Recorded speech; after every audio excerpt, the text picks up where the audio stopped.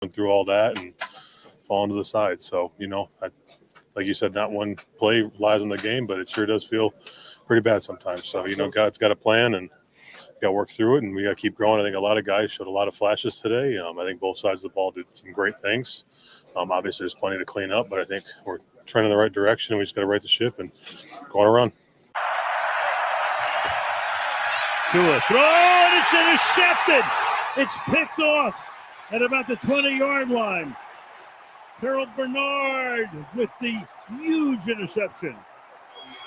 Yeah, I thought I was in rhythm in timing of the play. Seeing the flat defender go over the top of Jalen. Jalen's turning around. I think that was a really good play by the defender, and had some color in my face trying to maneuver the throw as well. But 10 out of 10 times, if we're looking at that same thing, I think I'd still try to work that timing of hitting that spot, and I think the linebacker made a great play on that. Tell me how you feel about it now, child. All right, Dad. When I was young, my daddy turned on the TV. Uh-huh. That's what my daddy did to me. And there it began when he said, girl, listen to me. Oh, this is sounding way too familiar. Then there's the fence, the team in orange and blue. They never win. That's still true. But love them just like I love you. Oh, man, sounds like it's happening all over again. Daddy made me love the Dolphins. I'm sorry did that really messed you up. But it's my lot to Love the Dolphins, although don't expect no ring. Everybody now. Daddy made me Love the Dolphins. I hope you're still hanging with me. It's my lot to love the Dolphins, although They make a lot of crying. All right, we say on that behalf, again, my brother-in-law and my nephew, thank you for the great work many, many years ago. Always appreciate that. Don't like playing it, but kind of where we are, man. Hey, great effort last night. I heard that. Oh, my gosh, we're getting better. We're still losing. We're 0-3. That's not the goal. The goal is not, hey, we only lost by 10 and we messed up a couple plays, maybe we could have won. Well, looked like a lot of the same stuff. You just heard the two plays. Zach Sealer's play on an all-out hustle play up the middle, and it clearly hit him. And they go down and score. Go-ahead touchdown at that point, 28-21. And then Tua has got a chance. Great field position down right at, about the 20-yard line. And throws a pick. And I got to tell you, Tua, maybe you go back and look at it. I don't know if I'd throw that again if I was you or not. I mean, I'm not so sure I would throw that. And I got a lot of Tua in this show today. His numbers were okay. I thought Mike's game plan, and the more I watched Tua, I realized Mike's game plan was really good. I'll explain. We can't throw the ball down the field. I don't know what happened to Tua. He threw another one of those whatever that thing is down the middle between two guys and came up. I don't know, looked more like a short punt than it did a pass. Missed some throws on deeper routes down the side. I thought Waddle and Tyreek Hill. I thought Tyreek Hill was really good. I mean, he can't throw it to himself. He had another ball that was thrown too far outside and too late because didn't have any zip on it because he doesn't have any zip to throw on it. And it's a problem. Everybody's covering, wondering. I come in here this morning. I just got off the plane and was able to get in here. And I wouldn't have missed this show for all the money in the world. Tua 22 of 34, 146 yards. Yeah. 22 completions, 146 yards, because everything we have to throw is short. And I give our guys credit. They actually caught some short passes, and Tyreek Hill, great effort, and Waddle getting separation, both of them, to move the chains. Didn't have big numbers. Didn't have Waddle, Tyreek Hill numbers that we're used to a couple years ago. 5 for 39 and 5 for 49 with some first downs in there. And you're going, Joe, geez. Tyreek Hill, fast man of football, less than 10 yards a catch. Yeah. Hey, man, all he can do is run his routes. Ran some great routes. Waddle ran some great routes as well. And sometimes if things look a little shaky up front, he can't get him the ball. He just can't do it. I don't know what's going on. I could have sworn a couple years ago when he was throwing deep passes and getting them out in front where Tyreek could run under him. I don't know. I don't see those kind of throws anymore. And now, listen, you can blame the O-line if you want a little bit. I didn't think they were that bad. Hell, they actually ran the ball 130 times. I think a lot of people been asking to see more of Ollie Gordon II, and we got it. I really like Mike's play calling last night. I did. I know we can dogpile on Mike for a lot of things that drive you nuts, but I thought he's creative. And again, they got all the weapons. They got guys that can run on the outside. They're still good. They got Achane. Don't always like the way they get Achane the ball on constant swing passes because sometimes they get blown up for losses. If blocking's not real good out in front, or he's got to always break a tackle, which he breaks a lot of tackles one-on-one on the outside. But this goes back to you can't use your whole – now, some of it's the offensive line. Don't get me wrong. Some of it. But anybody that's just a cop-out, if you just come out and say, it's the offensive line, it's not Tua, then you're not watching the game. I don't know if he's beaten up from everything. I don't know what's going through the brain. He just doesn't have it. He just doesn't have it down the field. And I just figured out Mike's not going to make him throw stuff that he just can't do. And I think Mike's learning this thing that we just started talking about, like on deep throws, they might be short, so get ready to come back. It's kind of like years ago, they go, I'm going to throw it to the outside shoulder on the side. If you're well covered, it doesn't matter. You're going to have to throw the ball, and everybody's doing that. So I don't know if that's going to be a new thing where the quarterbacks, go to throw it to a guy 50, 40, or 50 yards down the field and going to come up 10 yards short or not, or it kind of flutters the way that thing did last night. Somebody would have had a shotgun. They would have had a nice dinner for that pass down the middle. And I just realized Chris must know. Mike must know. Tua can't make all the throws you need to make for what the weapons you have. You got too much horsepower for that guy to drive. He can't drive the car. It's got too much horsepower. He can't handle it. Can't handle it. I know everybody, two of this and two of that. Two is our guy. Two buying two of jerseys. Not. I watched it. You're going against the guy, and I know I'm comparing it to the guy he's playing against last night, who didn't have his greatest game, but it was damn good, fun to watch. Watch him zip it around, take off, penalty against him, runs up the middle, comes up about a yard short, on a first or second down after a penalty, and just runs up the middle and slides with that broken nose, although he did take a couple of big hits. Hey, there were a lot of guys played pretty good games last night. There was a lot of guys had some good games, and we'll talk about those guys a little bit because they did by far play their best game, and they had a chance to either tie it or win it. By the way, we've said that about 3 or 4 times in the last 4 or 5 years up there because we lost on a 61-yard field goal last year. But coulda, woulda, shoulda, man. This thing's not about this is not some small school getting a big check and they're coming in to play the big boys in college football and they get $1 million check and they lose by 10 and they go, hey, we were supposed to lose by 30. We feel pretty good. Let's head home. This is the NFL, man. This is the NFL. Now there's reports that our owner is going to give this thing time and could be turning around and all those things, and saw guys before the game, and boy, there was happy joy out there. The bonding before the game, and some of our front office guys, you would have thought, man, they're all getting ready to go to a birthday party. So anyway, I don't think I'm kind of pissed. I hope they're a little pissed because if we think losing by 10 to Buffalo's that, hey, we didn't get blown out, covered the spread. I just don't think they can play any better, Joe. Like, I don't have anything bad to say about them this morning. I think that's as good as they can play as a team, from the coaching to the on the field stuff, like I don't know that they are capable of doing any better. Well, They had a great game plan.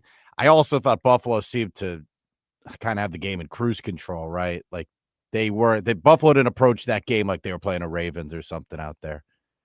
They felt a little bit in cruise control in that game, like they just were doing just enough to kind of win the game. well, they had a game plan to run it and throw short passes. Yeah, I mean, just they weren't going just for like it, the but- last two teams. Yeah. Well, By the way, yeah, it's like but- it was. I swear, didn't it feel like they all copied each other's game plans? Yeah, but I just don't feel like the Dolphins can play any better as a team. I thought they did just about as much as they could. I don't want to blame Zach Sealer, by the way, today, because they would have gotten the ball, the 2-yard line. There's no guarantee they march down and score. So, like, again, it's hard to just blame him.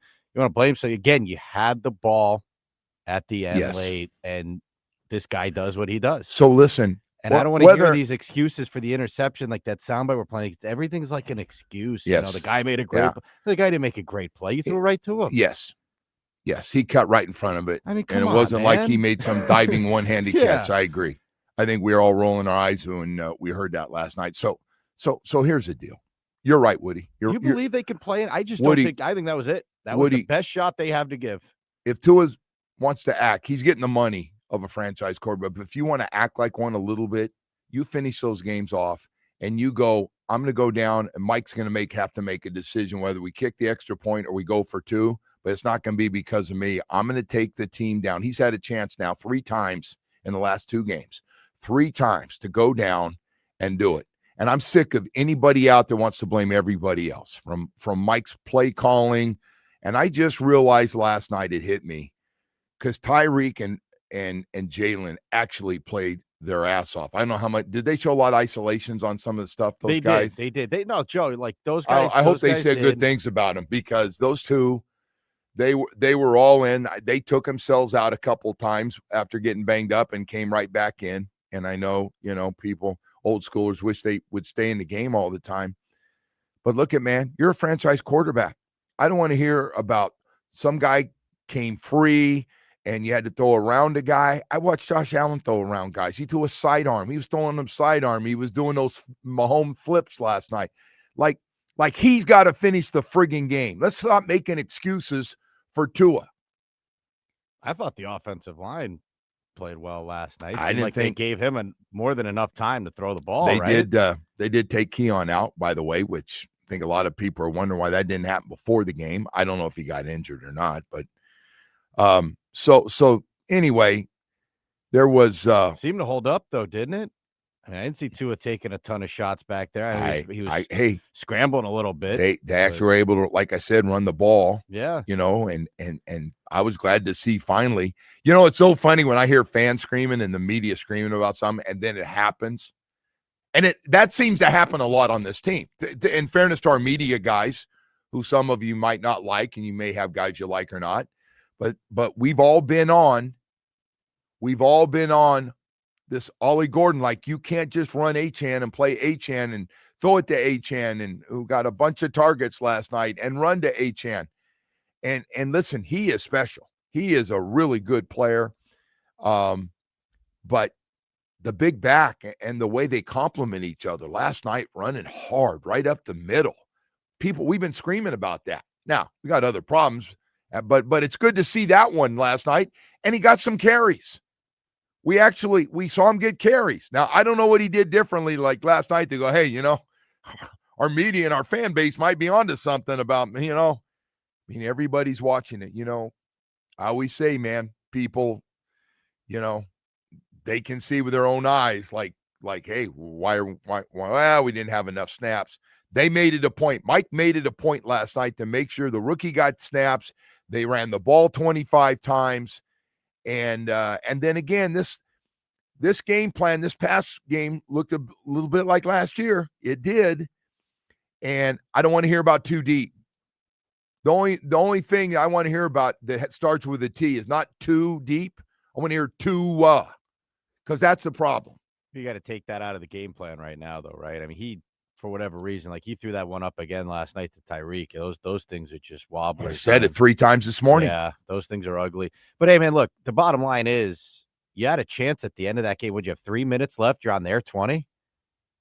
Yes. Like, that's all you can hope for in a You game got like that. They were all- massive underdogs that you game. got Everyone thought all they were the gonna get time. killed. Yeah, you That's got all you could ask for last night. tied 14-14. You go in there. And by the way, they were on their way to scoring the first 3 possessions before field goal kicker missed a short one for them. But hey, I give Dolphins credit. They came back and scored and tied it up. But again, this thing's not about I know there's still 14 games left. I understand that. There's still 14 games left, but you're still 0-3. And you can go, wow, we're getting better. We're going to clean it up. We're playing hard, and there's a lot of good things. The one thing I'm going to tell you, one thing I'm concerned with is this Tua thing. I don't think he throws the ball. So here's the frustrating thing. For some reason, I keep thinking about the Washington Redskins game. And then a couple other games pop up where he's throwing it all over the field and throwing it. Commanders. And he's throwing it down the field. And then, like, his throws don't even look close to how he used to throw it. Like, and his arm was never the strongest in the NFL. And he looks like he's taking a step back, and people are saying that too, like something. I don't know what's up, Joe, but yeah, it does. I don't know either. But listen, man, back. You're playing the most important position, arguably in sports. You got paid to play it at a high level, and you're not doing it. And you're not doing it. And physically, I don't know if you can. Regardless, though, throw all that stuff out the window right now because it doesn't even matter. It's like you got the ball at the 20, you're driving up the field, and you make that massive mistake right on cue, man. Yeah. Right. By the way, that throw has nothing to do with arm strength. I agree. More my frustration, like another one might not have bothered you last night, but Tyreek catches a ball, but he couldn't get his foot down. And he turned that guy around. That guy's so scared he's going to run by him. That guy took off 3 steps ahead of him like they were racing. And you tell that little guy, the little buddy, he goes, well, you're a lot faster. And he goes, well, just take off and run, and I'll try to catch you and we'll race. There were a few on the sideline where he seemed to just miss guys. And Herb Street did a nice job kind of breaking it down about his mechanics and, all that stuff. But I don't know about mechanics, but he is on a different page. Like, hey, and this is what happens when you can't, throw it the way you need to, that it's all over, man. And again, Tyreek has been a target for a lot of things, but not last night, man. Anyway, we got to go to break. We got a lot of stuff to get to here this morning as I don't want to take away from that big game tomorrow. I may call it my therapy game. Canes and Gators tomorrow night. College game day on campus tomorrow, probably in town right now. Herbie just jumped from Buffalo, got on a private plane, and he said he was flying in this morning. He had meetings at 9 a.m. Yeah. So he'll be not a bad flight, 2:20, 2:30. I think he's got his own plane, too. Yeah, I think he does. I'm guessing. Definitely not a bad flight. I'm guessing he could either be on the corporate somewhere between the Amazon plane, and which probably a nice jet, to the ESPN jet, and that's probably not a bad one either. Or, you know what? The money he's making, he could just jump on his own right now. Charter a special one. Anyway, we've got a lot of stuff going on this morning, and that team up there is damn good. And that offensive line they have, Woody, is it the best offensive line in football? Could be. They same guys, back of the jerseys every game. Just then they bring in an extra guy from time to time. Atlantic Men's Clinic, ED and Low T. You know what it is today. It's Friday. I know what it is for me.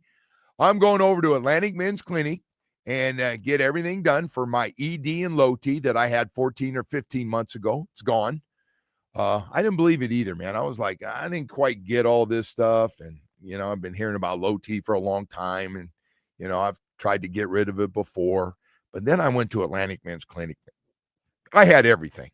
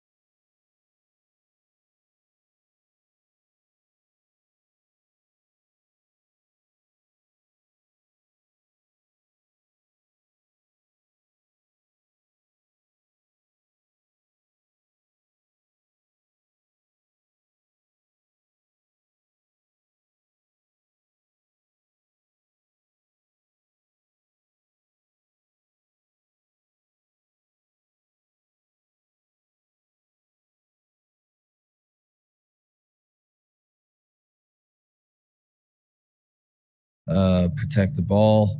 I wish I could, you know, I think the quarterback has to be responsible for it. However, I wish I could just put it on him, but I think there's it's a tough job to do when there's someone in your face. We need everybody needs to do better, and we can't, if you got to ditch the ball to the flat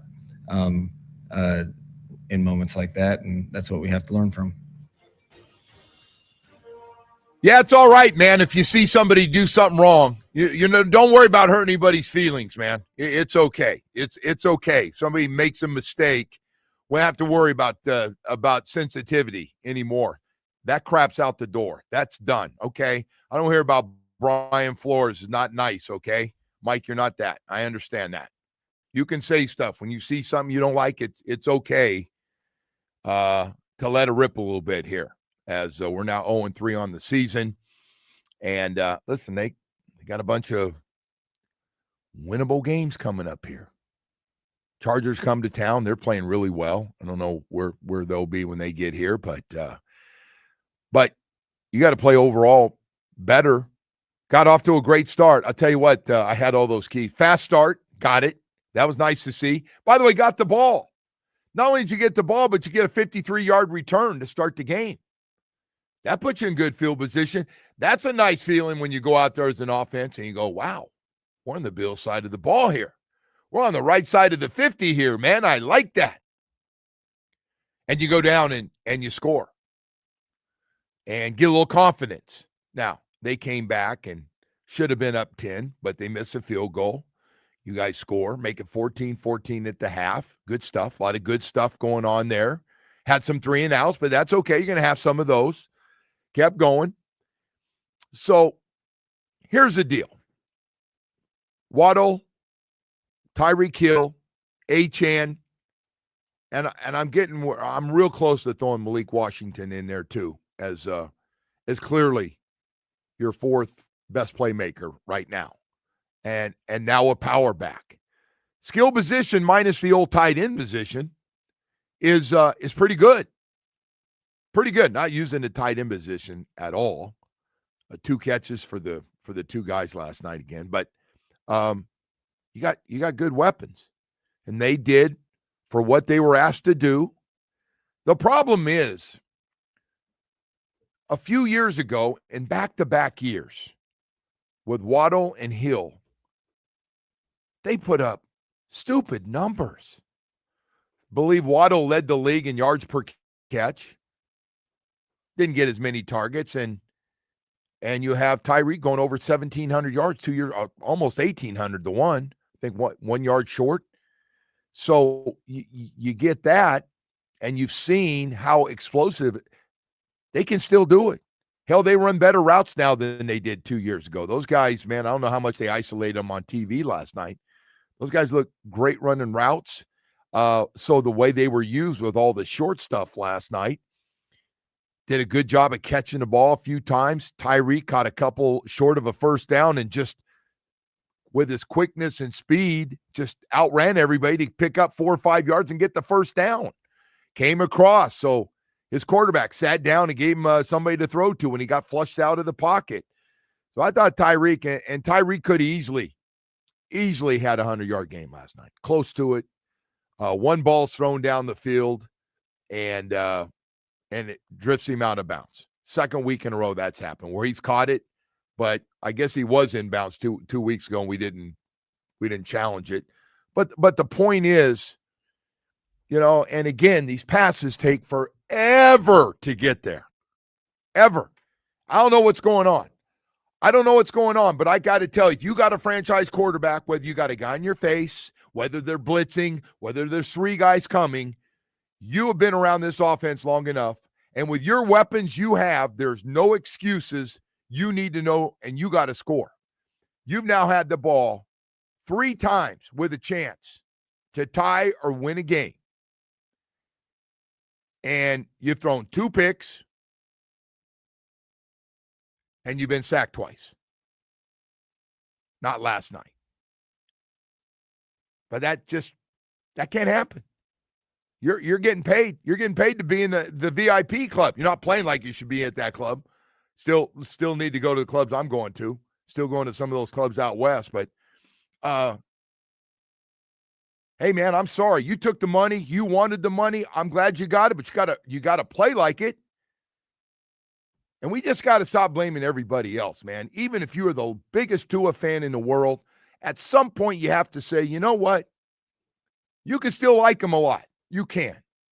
Had somebody try to like, well, it wasn't his fault last night. He got a guy in his face. Listen, man, there's always going to be somebody. Somebody's always going to be there.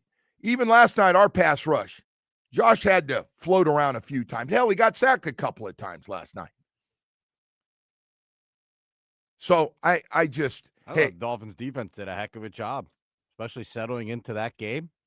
Well, they made some good adjustments second half because I got to tell you, it looked like at halftime they're going to run for about they're going to run like they did against the Jets. I thought they did a very good job again, considering the circumstances, right? But the fact that you had the ball, 3 minutes left, down 7, and they're 20, and the defense did that for you last week when they needed it. Nobody thought they'd be in that position. But I got to say this. And you're playing against number one offense last night, and a lot of you probably thought they were going to end up in at least the 30s like they did. But the defense got some problems too. I mean, 3 games now, no takeaways. Some people call them turnovers, but no takeaways, as in no fumble recoveries that you create on your own, stripping the ball or a big hit on a guy or interceptions. And we're not getting them. Tip balls, getting your hand on it, tipping it up in the air where other guys can. And it's just hasn't happened here in the first 3 games. So, that's a problem. And then we go down and we've had some costly mistakes. And Lefty is responsible for all of them. Yeah, all of them to this point. Yeah, I mean, look, it's lazy to blame Zach Sealer too. Like a lot of, we have people fighting on the video stream and, whose fault was it last night, right? You can't blame Zach Sealer. I know that play sucked and everything. Well, listen, look, they still have to score. You got Zach. You got Zach. Zach, he made a mistake. Yeah, he did. He ran into the guy. It wasn't a bad call. He ran into the guy. It wasn't. And I don't know why he's the guy barreling in there, Joe. Like that's probably a conversation for another time. But they had a block on. I know, but you asked me. Herbstreit made a good point on the thing. He's like, that guy can't stop. He's just too big. So that's the other thing. He got going. He lunged out way too early. Yeah, it's just you probably could not tell a great idea to have. Zach hasn't been in that situation a lot, but listen, man, he made a mistake. He owned up to it. You still had to score though, right? Regardless of what happened, the game was tied at that point. You still would have had to have scored. So the Dolphins would have gotten the ball, the 2-yard line off of that punt? Yeah, guy actually. So great punt. Like, again, to blame Zach Sealer is kind of lazy this morning. You had the ball with a chance to tie the game or win it at the end. That's all you can ask for in a game like that. Yeah. And your guy does what he always does. He shrinks in those moments. He got it down to the 20 again. And listen, I understand the field, you've heard this before, smaller turf to work in as you get closer to the end zone can be a lot more difficult. But, this guy's been around. And that was a disastrously bad interception, Joe. But I got to tell you, he is, again, I can't tell you enough. We have a lot of weapons. I'm not saying there's 6'6" guys or 6'4" guys. We got a lot of guys. And by the way, our number one weapon's probably the way Mike uses them, probably Achane right now, right? Got his 12 carries for 62 yards last night. Also got a bunch of targets. Didn't, have a lot of yards with his catches last night because we keep throwing that swing pass to him. But, they're using Achane a lot.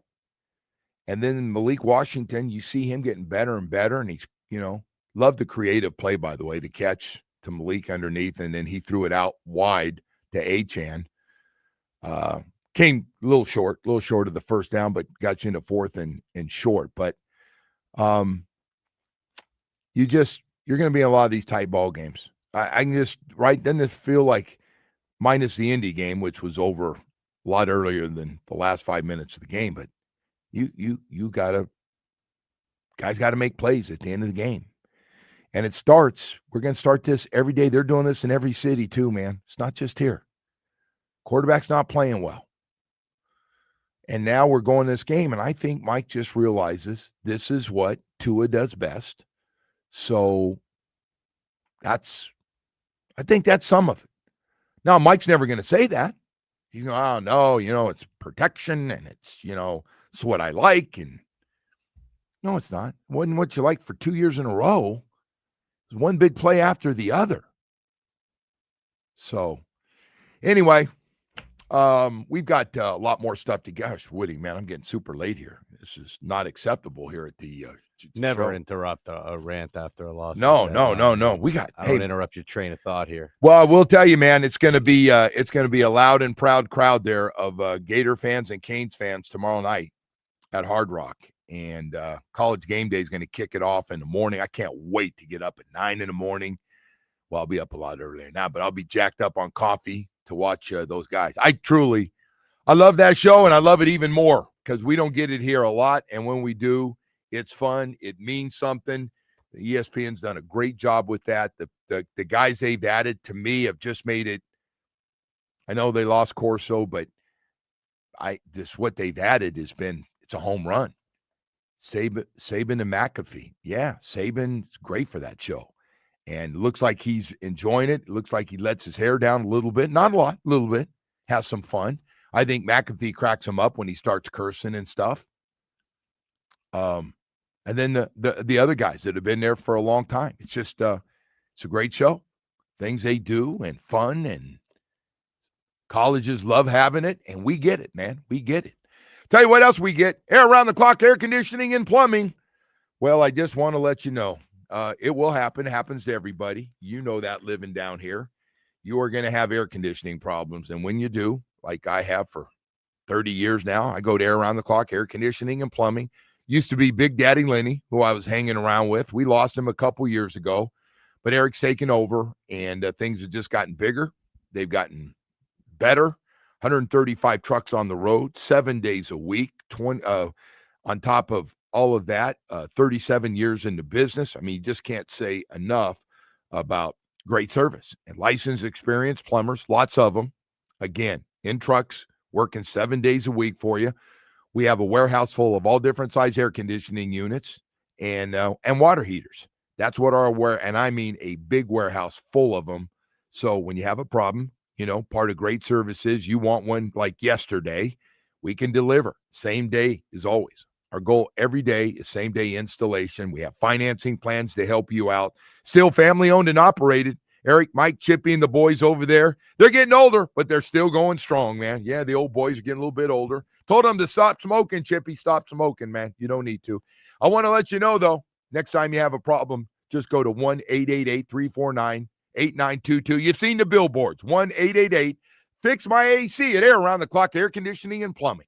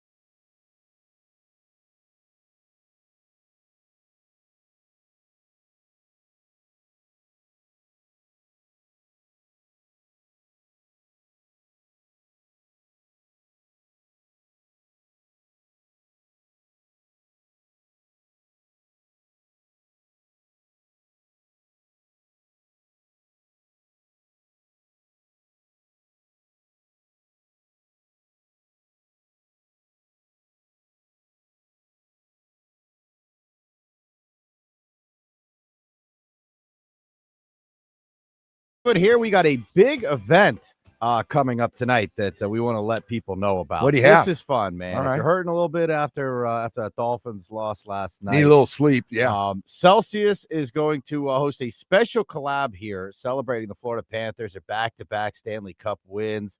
It's a huge historic moment for South Florida sports. Again, this is tonight at 6 o'clock. We're going to have a fun-filled evening with live DJs, free T-shirt giveaways, a mocktail hour, and a raffle for a signed Panthers jersey. This is all going down at the Wharf in Fort Lauderdale. And, Joe, how about this special guest? Listen to this one. Don't miss a photo op and meet and greet with Sasha Barkov. Come on. And A.J. Greer. The Panthers dancers will be there. They're going to be out there hanging as well. Those guys are different, man. That's amazing. Barkov's going to be there. Yeah, so this is, again, at the Wharf in Fort Lauderdale, 20 West Las Olas Boulevard. So everyone knows the Wharf out there, but this is big, man. Go out there and meet Alexander Barkov tonight. Greer, that's good stuff. No, yeah, man. If you're looking for something to do, there you go. And giveaways. Again, DJ's free T-shirts, raffle for a signed Panthers jersey. All starts at what time again tonight, Woody? 6 o'clock. Oh, man. 6 o'clock. Get a little happy hour action. Listen, in there, right? Friday, 6 o'clock. Are you kidding me? That's going to be wild. That's going to be fantastic. And today is a big Celsius day, Joe. When you're up late, by the way, watching the Dolphins, it's a Celsius day. I started drinking Celsius too, man. It's funny. I just was giving coffee a little bit of a break here, and you and me both, man. And we got all those Celsius flavors, and yeah, they're good. More you drink them, better they are. It's pretty damn good. All right. Yeah, and you can also, by the way, you can go to eventbrite.com, and they have the information on this. You can RSVP here in advance, it looks like. So, yeah. And that is tonight, 6 o'clock at the Wharf in Fort Lauderdale. Big Panther party going on. So we've got back-to-back Stanley Cup champions jumping back in action. We got a huge football game. I don't know if you saw this, by the way. Did you see who the guest picker is for game day? It's got to be Matthew Tkachuk. There you go. Yeah. Got to be. They say he's the first hockey player ever. By the way, how about Matthew Tkachuk? To be honest, guy's a star. Huh? I'm gonna say something. Matthew Tkachuk's the face of sports down here. Oh God, I guess you're right. Matthew Tkachuk. Yeah, we're talking about on the bus last night. Oh, they were talking about this last night. Mm-hmm. We're talking about the game and the Gator thing going back and forth. And I got Knapmore there, who's like president of the Gators. He was a Gator, and he was talking. We were all talking, and we were trying to figure out who do you think they're going to have. They've got Heisman Trophy guys. They got all those great players. Tkachuk's a good choice, though. Matthew Tkachuk, man. I'm guessing with him and McAfee, those two chopping it up together. He goes on that show a lot, so that's that'll be fun. So anyway, yeah, man, I'm like, hey, that guy, see him on NBA stuff now, and so but you're right, though. By the way, as far as face of this town, because the Dolphins, I just don't think have anyone that can represent. And I know, again, you were calling the game, so you didn't see this. I don't know how necessary this was, but they singled out Tyreek Hill. They put him on the screen, and they had the sideline reporter start documenting and going over all the stuff that he was dealing with. I have no idea. I didn't see it, but why? They went on and on about the domestic violence. It's not the first time. All this, that. It's like, do you have to do that during the game? Yeah. All right. So anyway, but yeah, they did that. I don't know. I was kind of okay. So off whatever. That, look, he's we'll see what happens. We'll see what happens with that thing, but. They got more problems than that, and Tua was not the problem last night. Or excuse me, Tyreek was not the problem. Wrong T. Tyreek was not the problem. Hey, man, this thing is we got a lot of guys need to play better. Fairness, Tua rolled out, kept a third down play alive. He made a couple nice third down plays on a drive they scored on, and I think they're 8 for 10 at first. He gets a lot of credit for that. He ran for a first down, slid, got the 7 or 8 yards he needed, and slid down. Great play, smart play, you like. And but all that really matters is, man, what makes guys special in the franchise club of $50+ million a year. I might as well just cut right to it. You got to finish games, man. And you've had 2 weeks to finish games, and you're not finishing them. I'm not going to sit here and blame the offensive line and blame his receivers and blame his coach for the calls. I've seen him throw now 2 weeks in a row, try to throw one down the middle of the field, and it has been one of the ugliest things I've ever seen. All right, we got 7 o'clock hour coming up here. A lot more stuff to get to here as we continue on. Do want to tell you about Atlantic Men's Clinic. Yeah, I like talking about it, talk about it all the time. People, I say, come up to me, guys.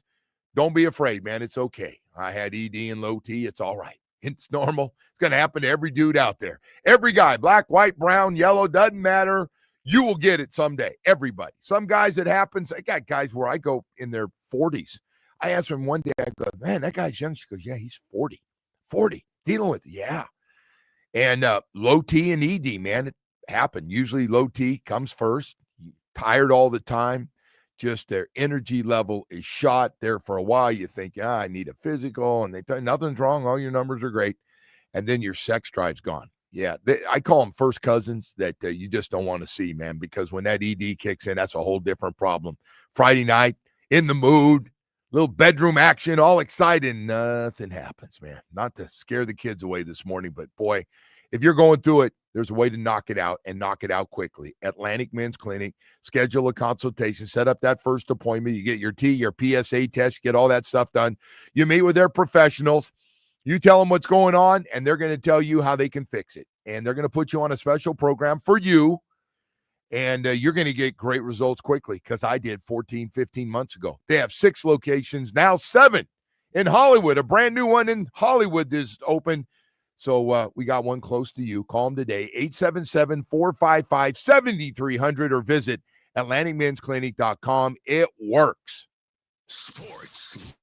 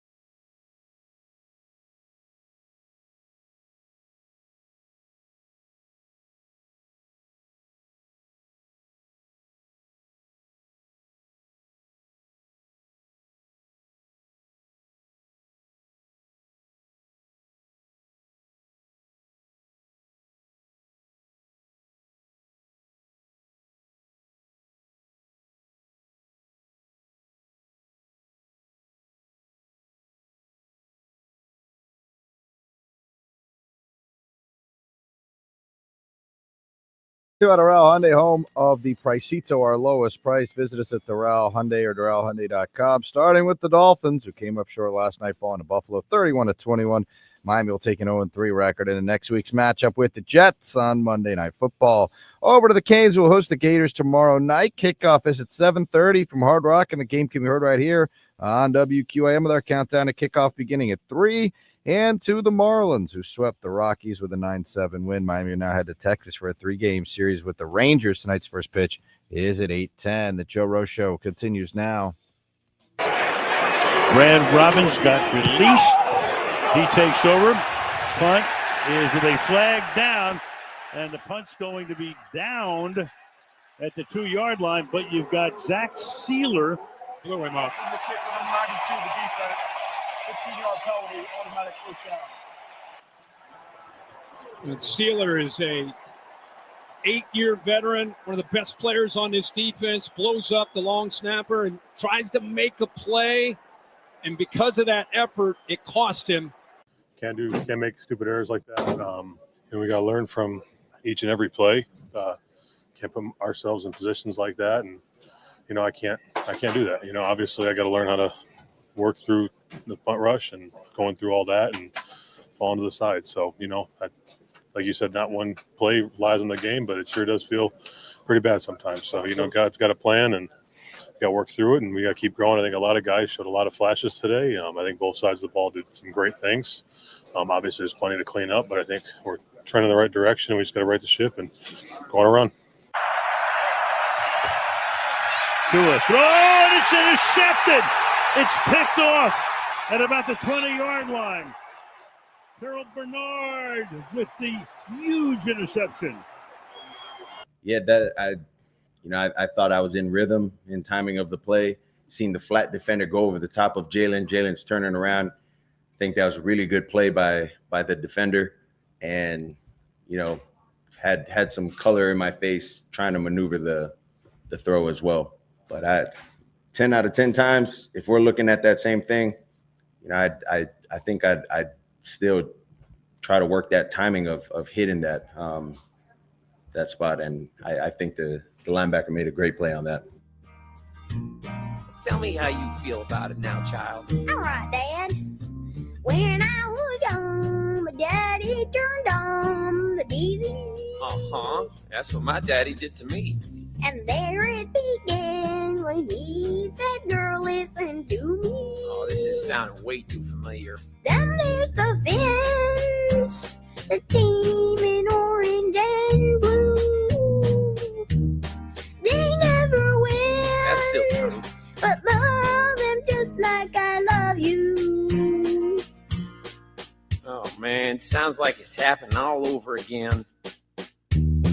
Daddy made me love the Dolphins. I'm sorry that he done such a thing, but it's my lot to love the Dolphins. Just don't expect no ring. No, don't expect a ring. Daddy made me love the Hell, don't expect to get to the big game.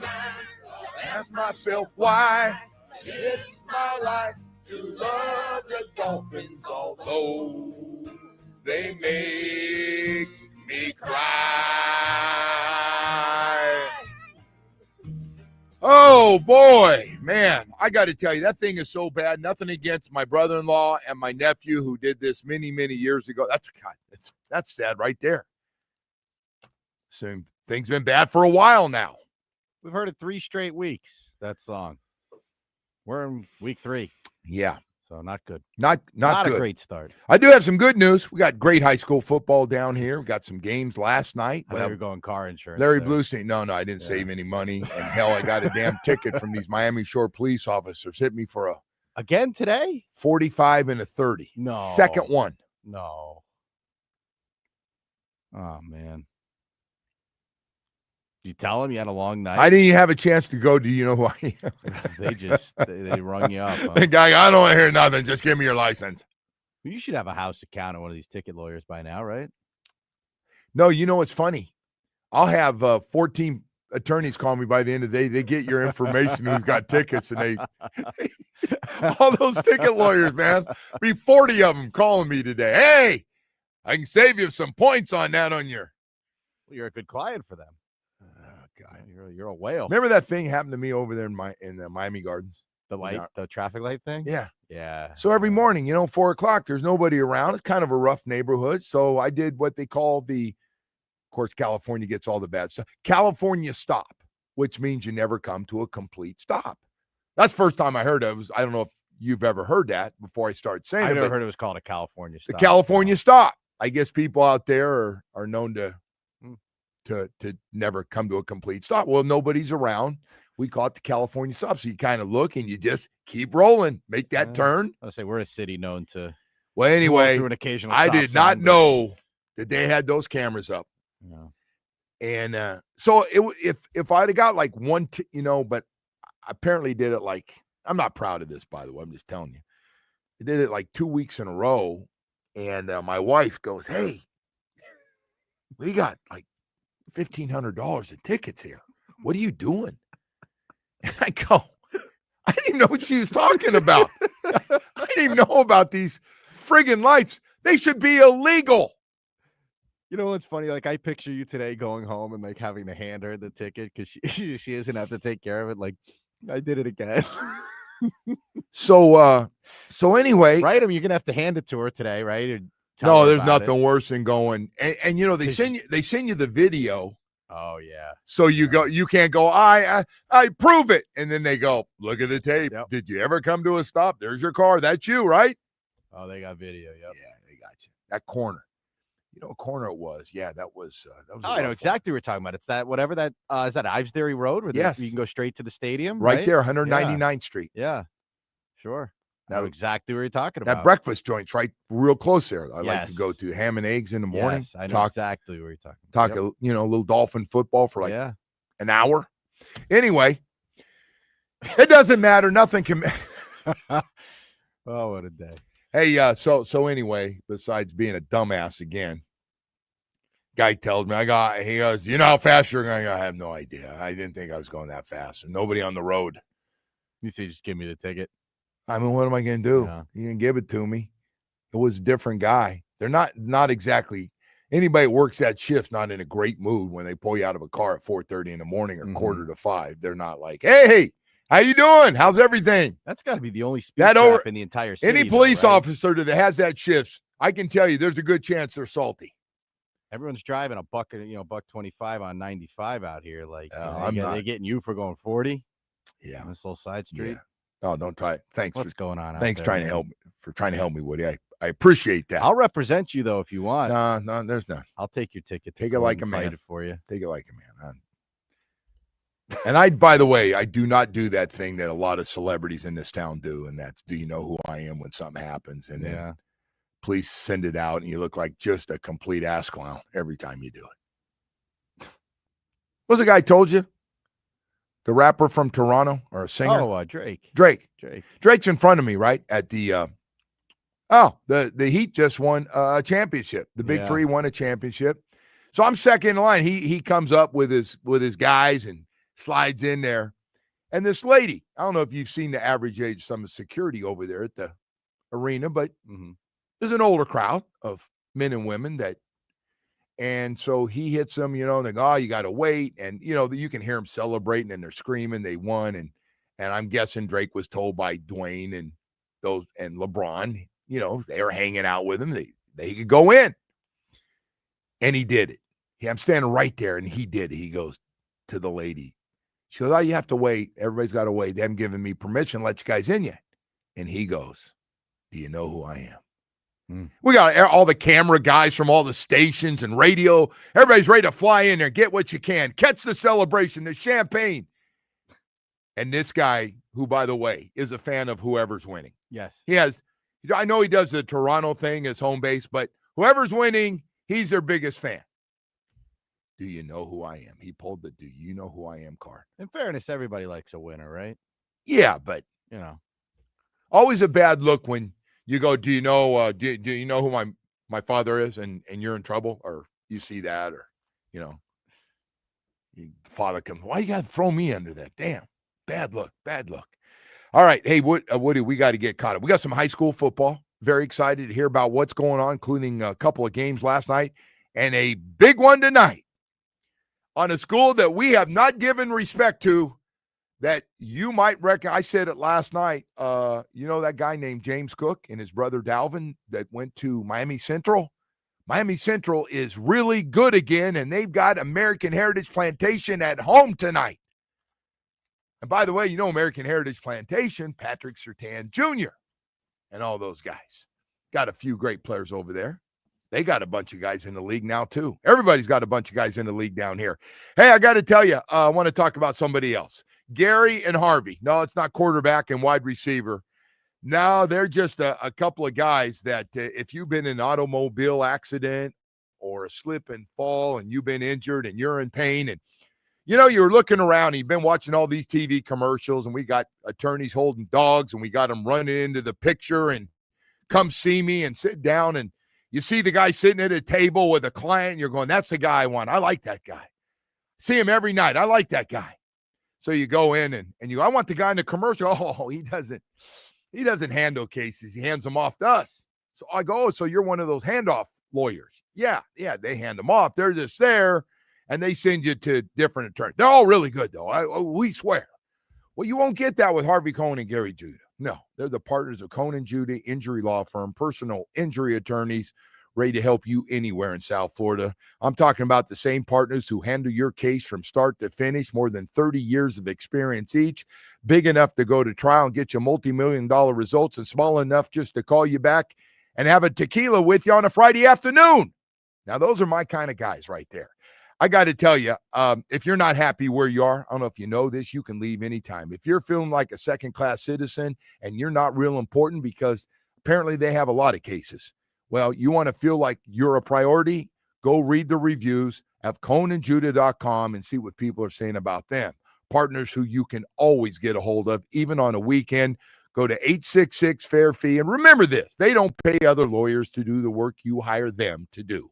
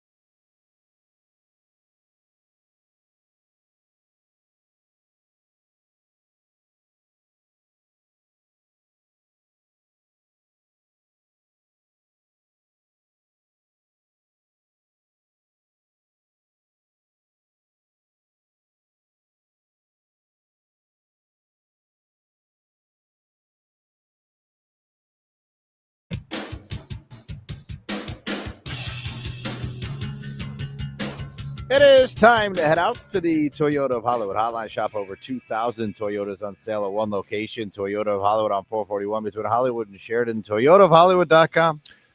All right, Woody. You know, we got great football, man. Last night, that Buffalo Bills team, as we bring in Larry Bluestein, our high school football insider, 3 players from St. Thomas Aquinas last night, all played pretty well, I might add. Not bad there. 2 wide receivers, and, of course, Joey Bosa. Then you see the running back, James Cook, Miami Central. Champagne Yacht's not even around anymore, Blue.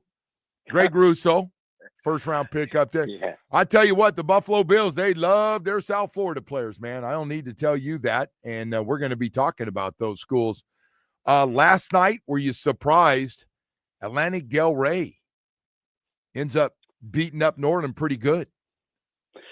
Yeah, surprised by the score, not so much by the fact that Atlantic won. You and I talked about that yesterday when we were talking about some of the top games. And, you know, they've done a great job up there. Coach Murray's done a tremendous job, with Atlantic. He picked up the ball that was started, about 6-7 years ago. And this is a team that's got a good shot. I mean, last year, remember, they had a 20-0 lead on St. Thomas in the playoffs. Right. They caught them, obviously, but it's a good football team, and they've got a shot, like I said, to do something in Class 5A. They're going to have to meet St. Thomas somewhere along the line again, but until they get there, they have that monumental Palm Beach showdown in about a month or so with West Boca. This is a good football team. That's going to be a good one. Take nothing away from New Orleans. And they're just not. They've lost too much over the last couple of years. You can't lose a defensive front like they have. A quarterback who was a record setter. But nevertheless, we found out a lot about both teams last night. How about Palmetto? I know you like Palmetto a lot, and they've got some good wins. 42-21 over Killian.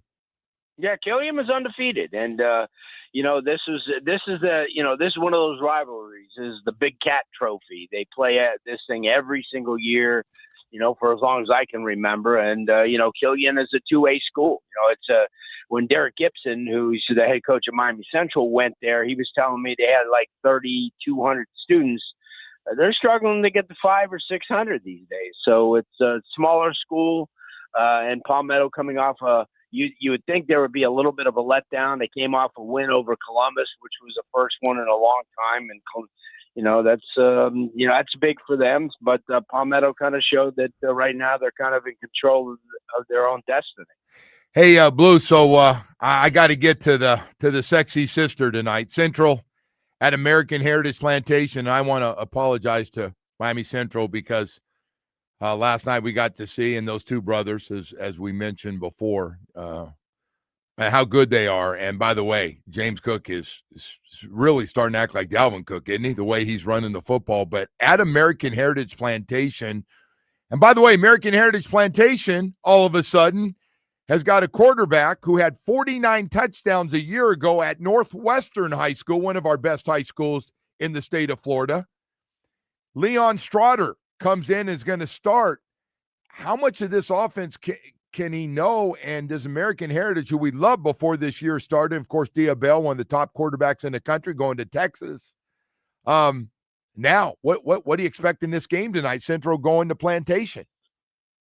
This is really an interesting game because Central basically is an unknown team. They didn't play a spring game.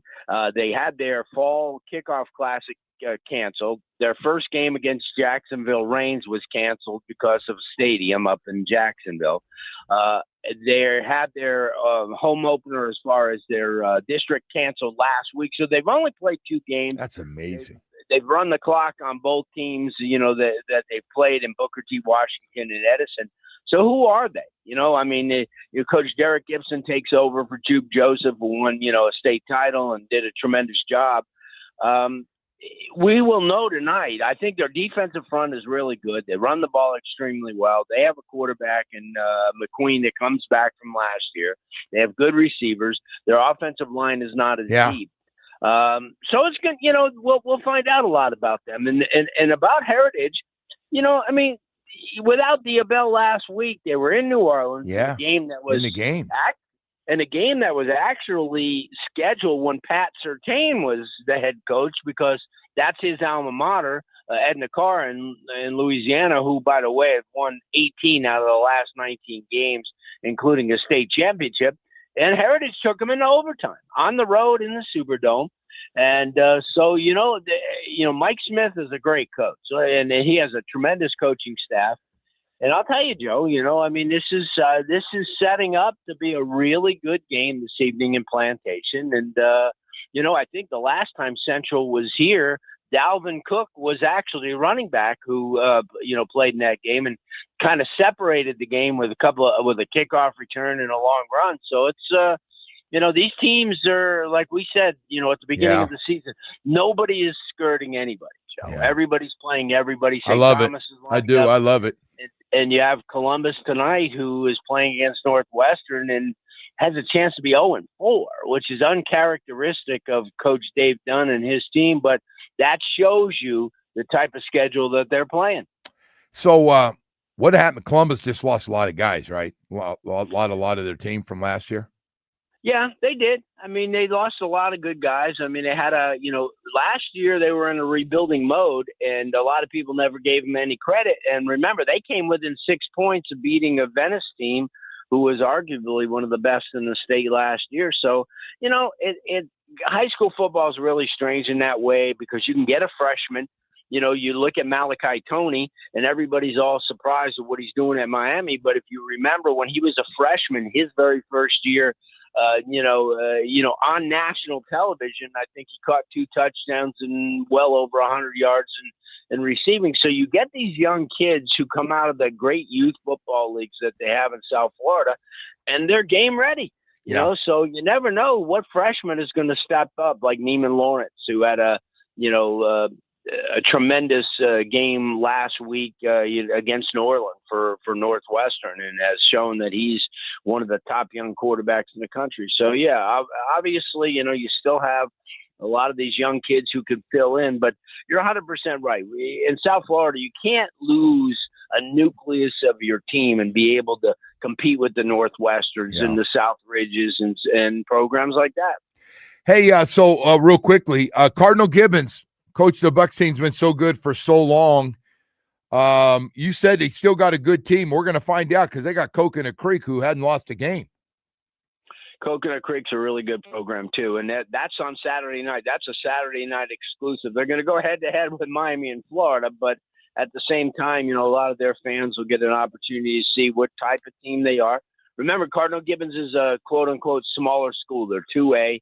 And after watching Killian last night and seeing the Immaculata LaSalle, who are 2A schools, I think Cardinal Gibbons got a shot. I think they got a shot maybe to get back, or at least, make a run at a state title. Remember, they went through a period where they won 3 out of 4 years. So, they've done pretty well, but there's some really good football to be played. Like I said, every single week, you're going to have some tremendous games. And I guess after tonight, we'll know where Central stands. We'll know where Heritage stands. And remember, Heritage just goes right back into it. They're playing their crazy schedule. They got St. Thomas coming up. They got New Orleans. They're in a district game. So it's going to be interesting. And then remember, Central and Northwestern, everybody's already getting their tickets for that game in 3 weeks. And, that's going to be monumental. And Jazz Pal's going to be shaking over there, man. That's a great one. Yeah, it will. It will. And, but St. Thomas also comes out of the gate tonight. They have a district game against MacArthur, a team that's on the rise. One of the teams I guess we'll be talking about over the next couple of years, but that's a district game, and that's pretty interesting for them as well. Hey, so let's jump into. I got a couple more things, but I want to hear the top 5. This is where you start to piss people off. From what you've seen, hey, listen, man, I want to hear your top 5 and how it stands right now. Yeah, I don't think it's going to get too many people angry. St. Thomas stands at 1, Northwestern right behind them at 2. Central until further notice. Central jumped up to Chaminade, which they've got 2 games this coming week. We'll see what happens. They've got a makeup game coming up. We'll play Edison and play Western next week. They'll be at 4, and Miami Southridge. who came up with a huge win last night, a district win, pretty much all but wrapped up their district kind of early. Yeah. At number 5. But let's keep Dillard in mind. They have an opportunity to run the table. Also, Ice Harris, what he's doing at Matter Academy in year 1, they're undefeated. So, keep those teams in mind. No, we will. I got one more thing for you now, because yes. you spent a lot of time with all the colleges around here, and tomorrow night Hard Rock Stadium, it's a big one. The big show from ESPN's coming in town. Gators and Canes. The talent on both teams. You know a lot of them. You follow them since they've been in youth football. Who do you like in that game? Forget the spread. Who do you like?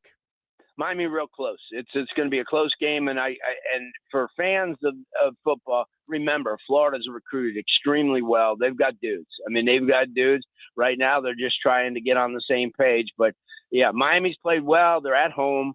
But don't take this game for granted, because Florida's got those type of players. Remember, they've got a gauntlet to run like nobody else. And they've got to be prepared. And, certainly they could be easily 3-0 coming into this game, and, a couple of mistakes here and there. But we'll see. But I can tell you this may be the most highly attended recruit game that we've ever had. Now, the opening game against Notre Dame, there were plenty of recruits, but this is a different animal here. Yeah. We've got 2 in-state teams that a lot of these players, maybe not for class of 26, but for 27 and 28, that's right, maybe hanging on the balance. So, yeah, it's going to be well attended.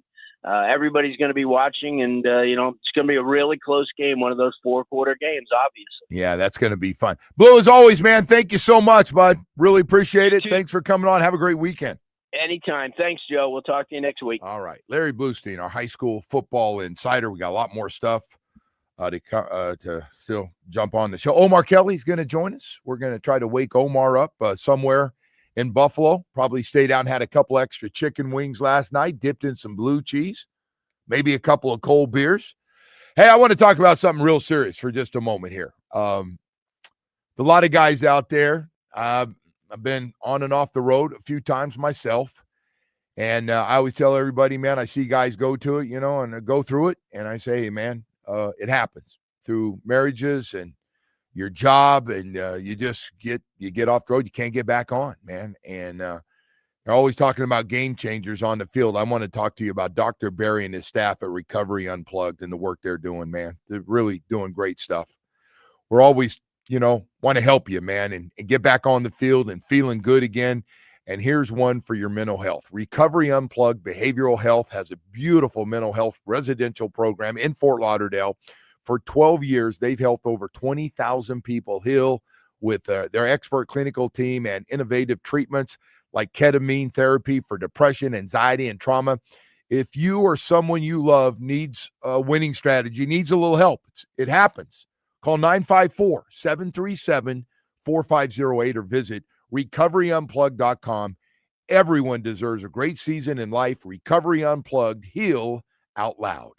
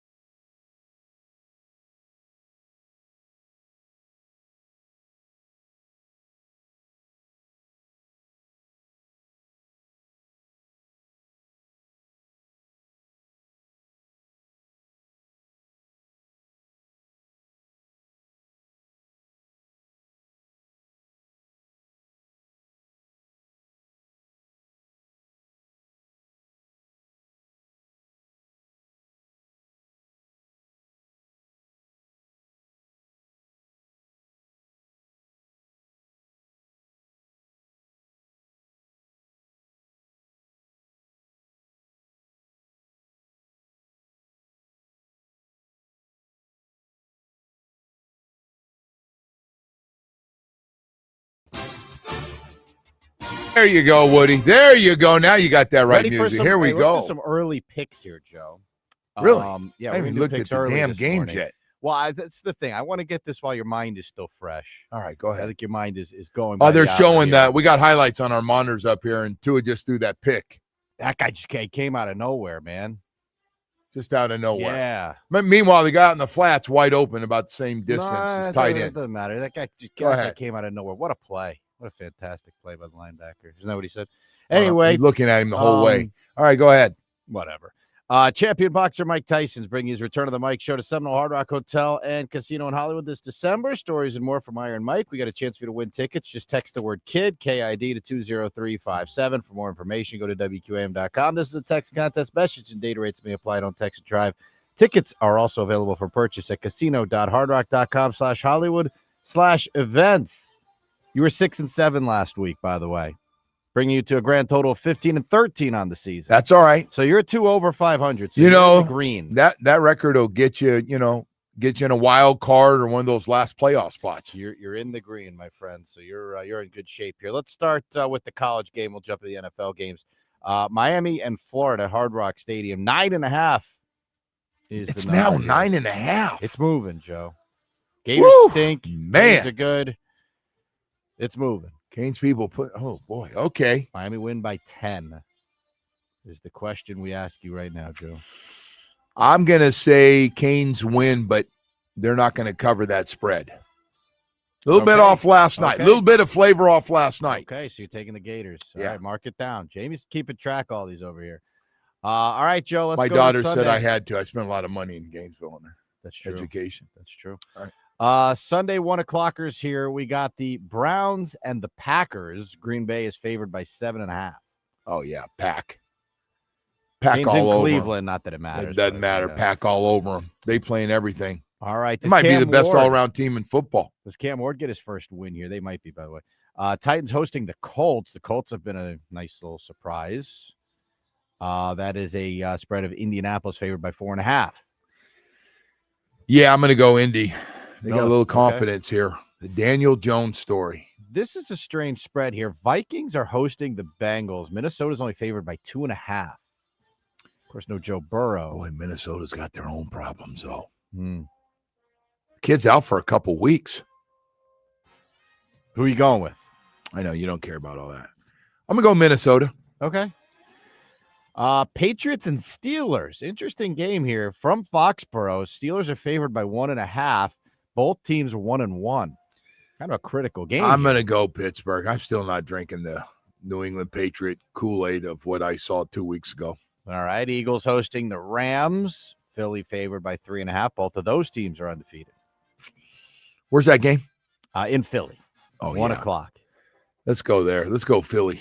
Philly right. cheesesteak. Make that 2. Few more 1 Damn, those o'clockers are here. good. Bucks hosting the Jets. Tampa 6.5. Bucks are 2-0. by The way. Bucks are going to take care of them. I think that Monday Night Football. Let's just break it to those folks at ESPN right now and You know, a couple of ABC. winless. Yeah. Hate to do it to you a month into the season, but you guys going to be looking at teams that haven't won a game yet. Boy, they probably thought that was going to be a juicy matchup. We got Commanders and Raiders. Washington is favored by 3.5. Jaden Daniels, I know, is banged up. He got to play.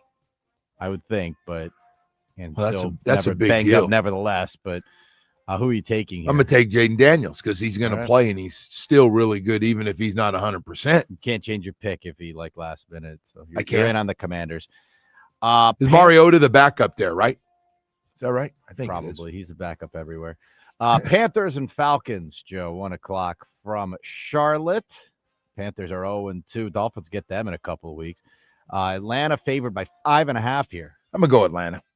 All right. We're going to see both those teams, huh? Yeah. Keep an eye on that one for me, Woody. Here's a weird one. The Jags are hosting the Texans. The Texans are 0-2, and Jacksonville at 1-1 is favored in this game by 1.5. The Texans get their first win, or are they going to 0-3? That Texans, that's a weird one, man. Supposed to be so good. Mm-hmm. But they've taken a few steps back. All right. You don't care about all that You're stuff. talking yourself into Jacksonville here. I It am. Sounds like. Okay, Jacksonville it is. Good game at 4:05 here. We start the 4 o'clock window. Chargers hosting the Broncos. LA favored by 2.5. Yep. Chargers? I'm ready to You're go buying Chargers. in? I'm You're drinking. buying I'm in? drinking the Okay. Kool-Aid. Officially buying in on the Chargers. Long there. I as like Justin Herbert's still playing, All still the right. most important position in sports. Seattle and New Orleans. From Seattle, the Seahawks are favored by 7.5. I'll go Seattle.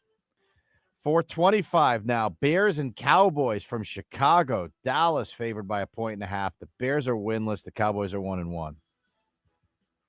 Oh, good luck. I'm gonna go Dallas. That's a toughie. I man. still don't. Do you know anything about Caleb Williams? Do we know anything about him? No. All I know is some that people have given up. In to coach the team was supposed to be an offensive guru, and he had like a good opening drive, and people were like, "He fixed Caleb Williams." Yeah, they're getting on him. Not so much. They're getting on old Big Ben. We had him down here. They're getting on him a little bit. Yeah.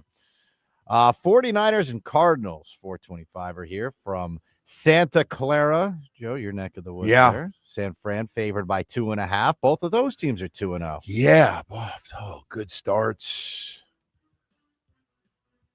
I'm going to go Arizona.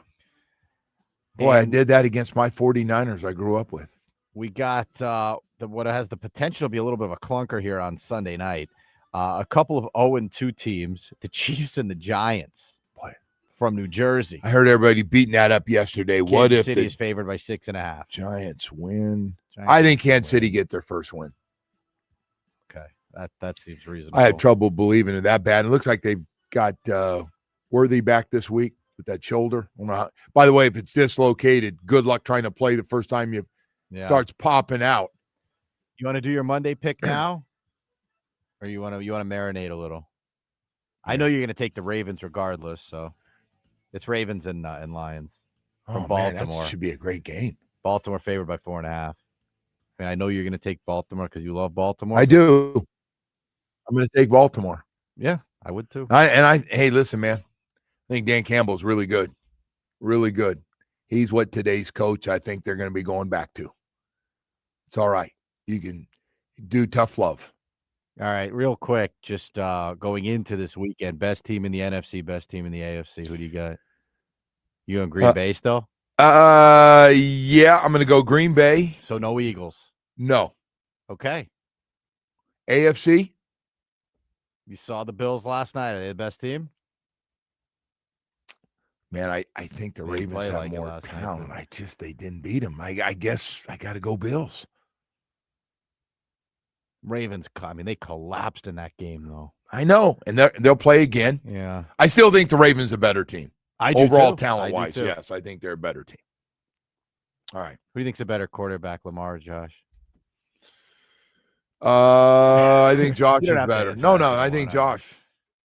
Not by much, because I think Lamar's right up there. They got a special VIP club down in South Beach that they go to. It's called the Quarterback Club. Mm-hmm. You got to be really friggin' good to get in there. I think Baltimore. There's only a few guys in that real friggin' good. Tom Brady owns a piece of the club.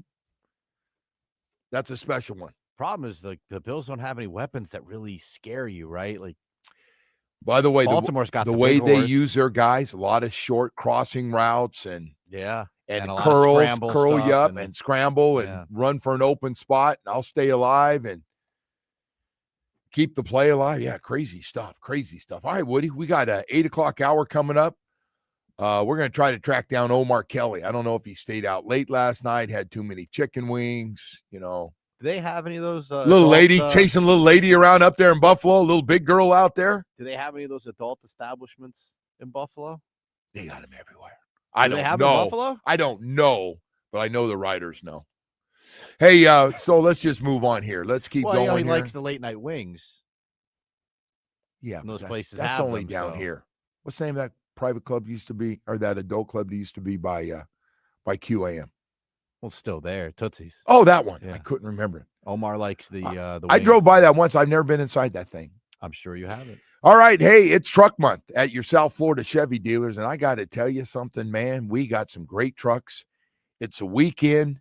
If you're a truck person and you need big time working truck, you need a truck to get around with the family because that's what you drive, or you just need an enjoyment truck as well, or a truck that can do all of it for you. We got a perfect Chevy truck for you to find out. Boy, we are proud of our trucks, like a durable Colorado with its standard turbo max engine and impressive torque. got everything you could ever want here in South Florida to get around. Silverado 1500, always ready, steady, and strong, delivering all the power you could ever want for the workday workhorse and the weekend warrior. Boy, I'll tell you what, you just hit a jackpot with that Silverado 1500. And how about that Silverado HD? All the confidence you'll ever need. Legendary horsepower and one of the hardest working beds in the business. Hey, to all you guys out there, this is how you make a living. You work not 5 days a week, 6, 7 days a week. You in that truck. You need a truck that works like you do. That's how you make a living, man. We got the Chevy truck for you. They're strong. They're durable. They're our number one seller, midsize, full-size, or heavy-duty truck. We got them all for you at your South Florida Chevy dealers. 14 dealerships throughout South Florida. We've got one close to you for a great experience. Hey, spend a little time, take a test drive, get a great deal, and fall in love at your South Florida Chevy dealer.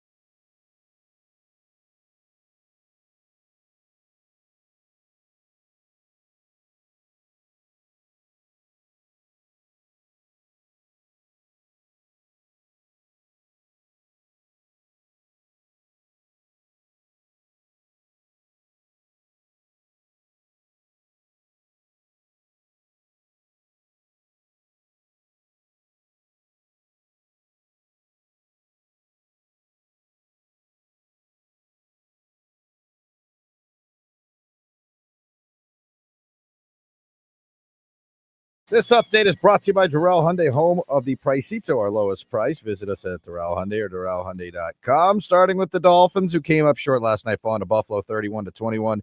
Miami will take an 0-3 record in the next week's matchup with the Jets on Monday Night Football. Over to the Canes, will host the Gators tomorrow night. Kickoff is at 7:30 from Hard Rock, and that game can be heard here on WQM with our countdown to kickoff beginning at 3. And to the Marlins, who swept the Rockies with a 9-7 win. Miami will now head to Texas for a 3-game series with the Rangers. Tonight's first pitch is at 8:10. The Joe Rowe Show continues now. Brad Robbins got released. He takes over. Punt is with a flag down, and the punt's going to be downed at the 2-yard line, but you've got Zach Sealer. Blew him up. 15-yard penalty, automatic first down. And Sealer is a 8-year veteran, one of the best players on this defense, blows up the long snapper and tries to make a play. And because of that effort, it cost him. Can't make stupid errors like that. And we got to learn from each and every play. Can't put ourselves in positions like that. And, I can't do that. Obviously I got to learn how to work through the punt rush and going through all that and falling to the side. So, like you said, not one play lies in the game, but it sure does feel pretty bad sometimes. So, God's got a plan and got to work through it, and we got to keep growing. I think a lot of guys showed a lot of flashes today. I think both sides of the ball did some great things. Obviously, there's plenty to clean up, but I think we're trending in the right direction. We just got to right the ship and go on a run. Tua throw, and it's intercepted. It's picked off at about the 20-yard line. Terrell Bernard with the huge interception. Yeah, I thought I was in rhythm in timing of the play. Seeing the flat defender go over the top of Jalen. Jalen's turning around. I think that was a really good play by the defender, and had some color in my face trying to maneuver the throw as well. But 10 out of 10 times, if we're looking at that same thing, I think I'd still try to work that timing of hitting that spot, and I think the linebacker made a great play on that. Dolphins come up short on Thursday Night Football, 31-20 when they drop to the Bills. It is time to head out to the Toyota of Hollywood hotline. Shop over 2,000 Toyotas on sale at one location. Toyota of Hollywood on 441 between Hollywood and Sheridan. ToyotaofHollywood.com. All right, Woody. We go to Omar Kelly, who was at the game from the Miami Herald, Dolphins columnist. Omar, good morning. Thanks for spending a few minutes with us. So what do you think about Tua's comments before we get to not getting it done late in the fourth quarter for a second straight game? That's actually the first time I've heard about it. I thought it was true. He had some blue in his face, never looked off the linebacker. I'm a little surprised he said he'd make that throw, whatever, out of 10 times. But, those eyes were looking right at him. I've watched in slow motion. Yeah. Like, your eyes don't lie. My lying eyes, man. He was looking right at that dude. Yeah. I mean, Jalen Waddle, that dude. Sorry. Yeah. It's easy for us to criticize Tua when we have slow motion and replay and a defender's coming directly into our face. Yeah. But the reality is that moment after moment, game after game, there are very few opportunities where he's called on to rise to the occasion, and he actually does. Now, I think he did in the last road game against Buffalo. He put the team in position to win the game, and then the defense kind of coughed it up. But we just got to get better clutch play from Tua, and better clutch play from the entire team. Now, as I always say, the quarterback is always at fault no matter what in a loss. And it's easy for everybody to criticize a quarterback, but I think Tua is probably item number 8 on the list of things that are bad, wrong, rotten. Not me. About the Miami Dolphins. I put him right for his position and what he gets paid to be a franchise quarterback. I don't care if guys are sliding in his face.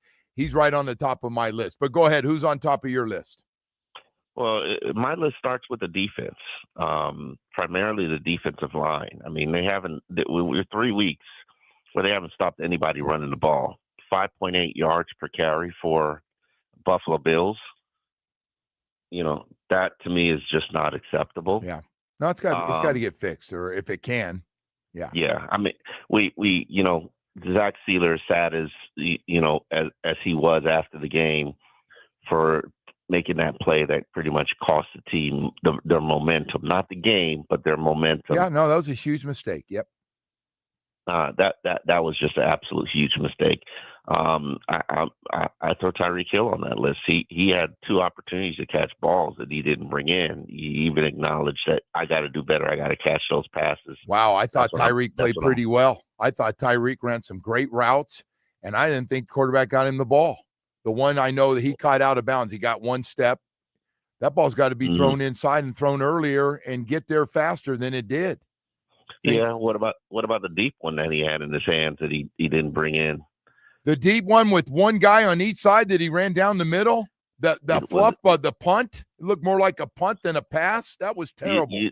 Tyreek asked, give me that opportunity. Just throw it up there. Don't care. Don't matter about coverage. You can't run 10, 100 meters when you're going up. He's not doing the high jump. That man you got to get, what happened to getting the ball out in front of him like we saw a couple years ago? This 2 weeks in a row? I mean, now are you telling me that now all the deep balls need to be thrown like, hey, guy, take off and run fast, but be prepared to come back for the ball because it's not going to be out in front? You cannot get on him for 2 guys collapsing on him at the same time on that play. I mean, I understand he's bracing himself for a hit. I mean, but the ball touched your hands. Nobody knocks it out. Oh my gosh. I cannot believe this, Omar. No. I thought our 2 receivers played. I thought they were pretty good, even though their numbers look like they did last year, if not worse. Their numbers look pedestrian. They're not. All of their numbers look pedestrian. All those short passes. I think Mike realizes Tua can't do a lot down the field, and some of it he doesn't have the time, so just throwing all these short stuff and the swing and screen. To me, that's what it is. And the replacement of Keon Smith, Daniel Brunskill, he's the guy that lets up the rusher right on that pass that gets intercepted. I mean,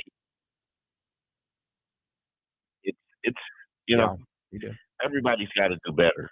Yes. Everybody's got to do I agree. Better. The team's not there as a group. They're not playing well enough. There were guys that had their moments last night, and there were. But when you lose and the way it went down. By the way, did Keon Smith get hurt, or did they just put Brunskill in there because of his play? No. Brunskill, Keon got benched. By the way, everybody said he played poorly in the last game. Why did he start?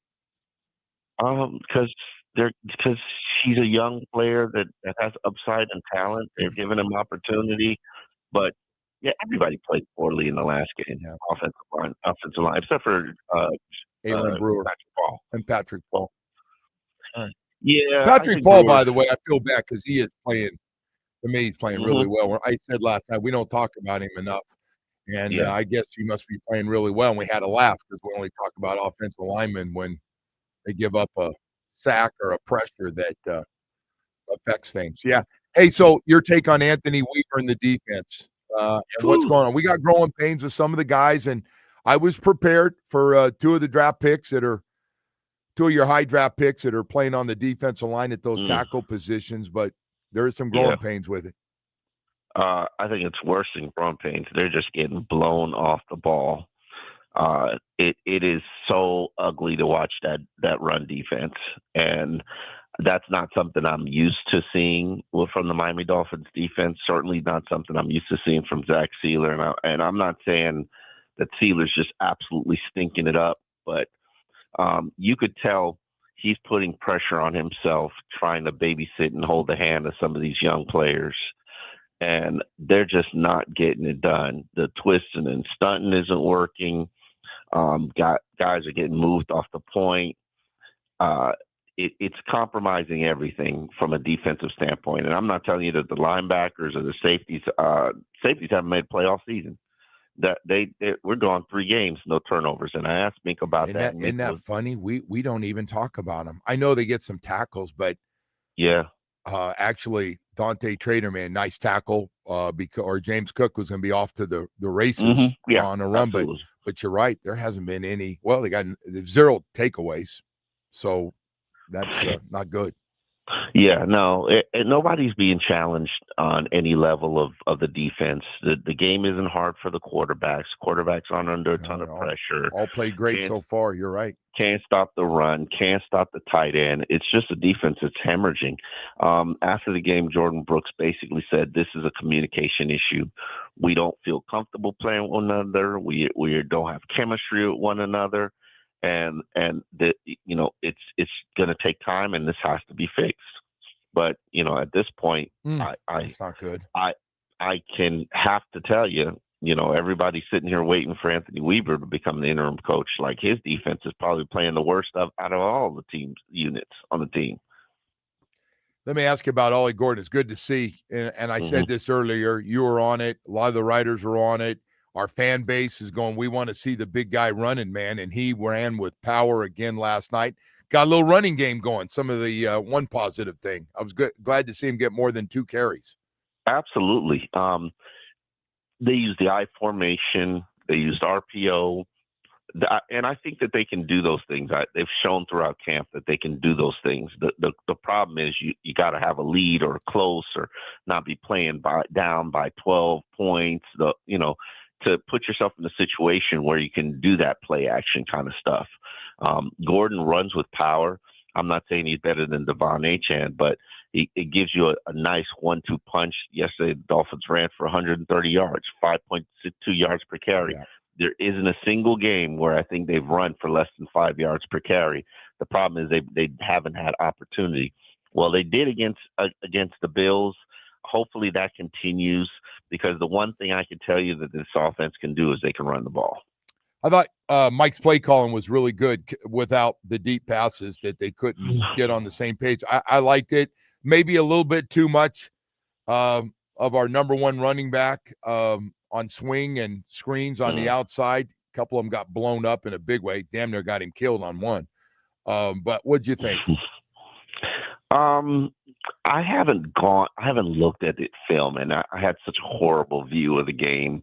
I watched the game a little bit last night, but I have such a horrible view of the game. It's hard for me to sit there and criticize play calling. But I thought Mike dialed up some good stuff. Yeah, they were balanced. I like that, but opportunities. It would be nice if you had the ability to utilize a tight end.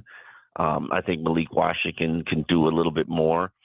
Do I like 10 targets for Tyreek? I absolutely do. Wish he would have come down with a little bit more of those targets. And I'm not a Devon needs to touch the ball 30 times a game kind of guy. So he didn't. He touched the ball 19. He touched the ball. He got a lot. 20, he touched the ball 21 times. And that's okay, because right now Devon is probably the best performer on the team. So you do what you can. Yeah. From the return game, I liked what I saw from D. Eskridge. Got the game. You didn't need a fast start. You can't do any better than what D. Eskridge started that game on that 53-yard return. Absolutely. Yeah. Hey, Omar, good stuff, man. I appreciate you coming on. We just we got to somehow pay a lot of money that outside. Just got to figure out how to make it work where we can complete some passes down the field. We're not the Buffalo Bills, man. They are. By the way, did it feel like all 3 teams, before I let you go, had the same game plan? Run the ball and throw a lot of short passes, tight ends, and just didn't force it down the field very much. Mm-hmm. Yeah. Yeah. I think this is a defense that's going to give you everything underneath. So I'd love to see them vary what they do and how they play, but we are where we are because you have limitations. Yeah, that's true. Hey, thank you so much, Omar. I appreciate it. Thanks for coming on. All right. No problem, Joe. All right. Omar Kelly, Miami Herald Dolphins columnist, joining us this morning. Talk a little bit. See, there we have right off the bat. I can just see everybody going out and who played well and who didn't play and pointing fingers today. Hey, man, it really doesn't matter because you're 0-3. Well, we're playing better. Great. You lost by 10. You're 0-3. Well, we played maybe the best team. Yeah, great. They're in the AFC East with you. You're 0-3. And now, my God, you got the Jets. They might be in the same boat. They might be in the same boat for that Monday night game coming up here. All right, we got to go to break here. We got a lot more. Don Bailey Jr. is going to join us here in the 8 o'clock hour, Hurricanes radio analyst. And get ready, man. I can't wait. I was told by a whole bunch of people, just talking to some of the NFL guys, that Gators got a lot of talent. Said they expect it to be a good game. I said, all right. And by the way, raving about Carson Beck. Everybody said the same thing. Carson Beck's playing better than I thought. I didn't expect Carson Beck to play the way he's played. It's amazing. And he's got it. He's got some great weapons. We'll come back and talk with DBJ here in just a few minutes here. About 17 minutes from now, we'll talk to him. I want to talk about Baptist Health South Florida, though. Boy, do they have a great sports medicine program. My gosh. Yeah, I've been down there a few times myself. All my buddies have, man. All of us still active. Hey, for everybody that's active out there, maybe too competitive, you know this, sooner or later everybody gets hurt.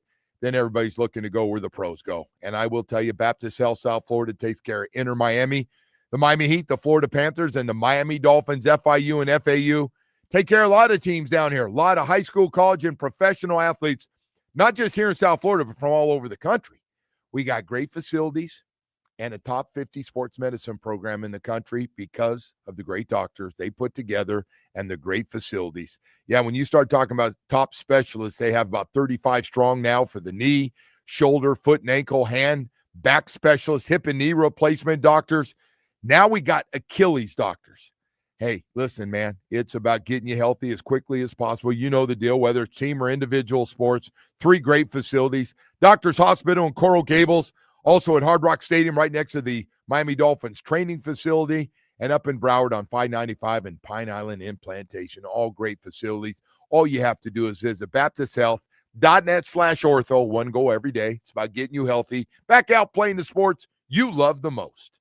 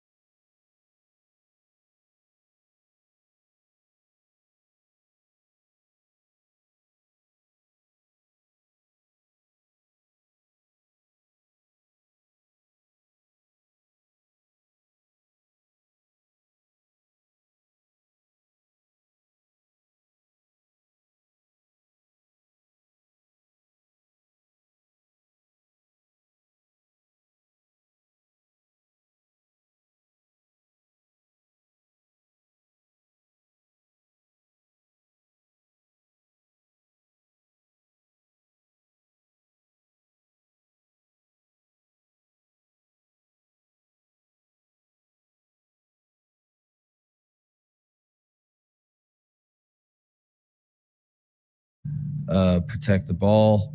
I wish I could, you know, I think the quarterback has to be responsible for it. However, I wish I could just put it on him, but I think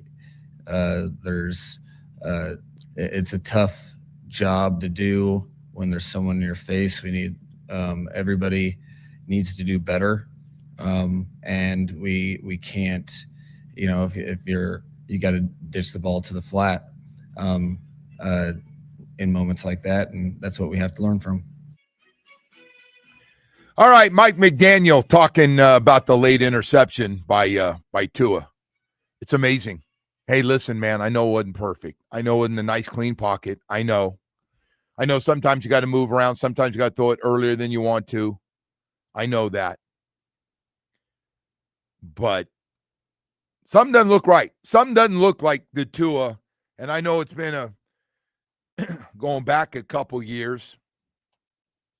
He just doesn't look like the same guy, does it? Footwork, just everything. And listen, man, no matter how we put it, late in the game, he had 3 possessions late in the last 2 games. 3. You've thrown 2 interceptions, chance to win a game against New England twice with a touchdown. Defense got it back. They kick a long field goal, so now you need, a touchdown. You still win by a point. And then yesterday, you have a chance to tie it most likely, but who knows? Maybe Mike goes for 2. Says, hey, man, I don't want to keep going. They're a better team than we are. Maybe he goes for 2. And in that situation, if you get there. But you march down the field. He did some he had some nice plays. If you're looking and you're a big Tua fan, made a nice run for a first down, nice slide, made a nice play rolling out 3rd and long and hit Tyreek crossing. But that said, when you need to make a play late in the game, he hasn't made them. Has not made them. And I don't know if we win that game. Listen, Buffalo's a better team. We hung around with them, but they're a better team. Starting at the quarterback and working to the offensive line, we have nothing in common with them at those 2 positions. Nothing in common. Play well together. They win a lot. They're used to winning. They know how to win.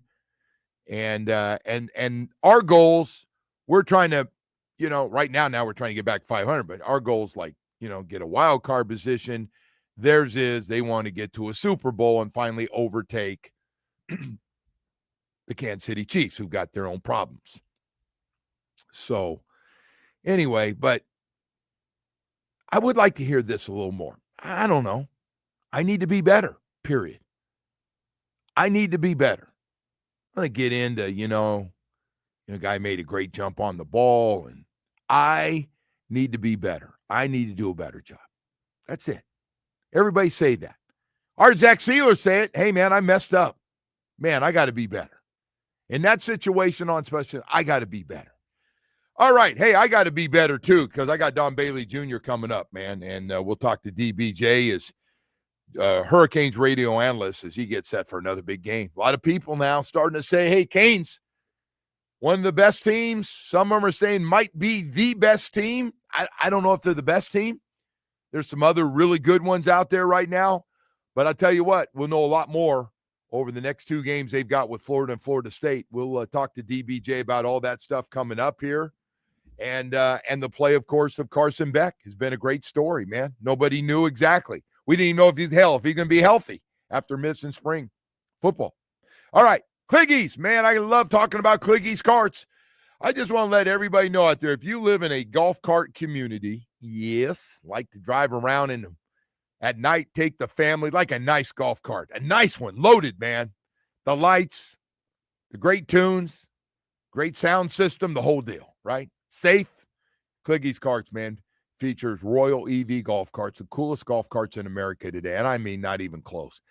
They're all electric, featuring 48 and 72 volt lithium battery options, designed and engineered to be a leader in quality and safety with aluminum frames. All right, safety features. Don't worry when you're gone and the kids get in an accident and roll over themselves and somebody gets hurt. No, they got features. They'll take care of that. Aluminum frames. You know why? So they don't rust out within the first couple years.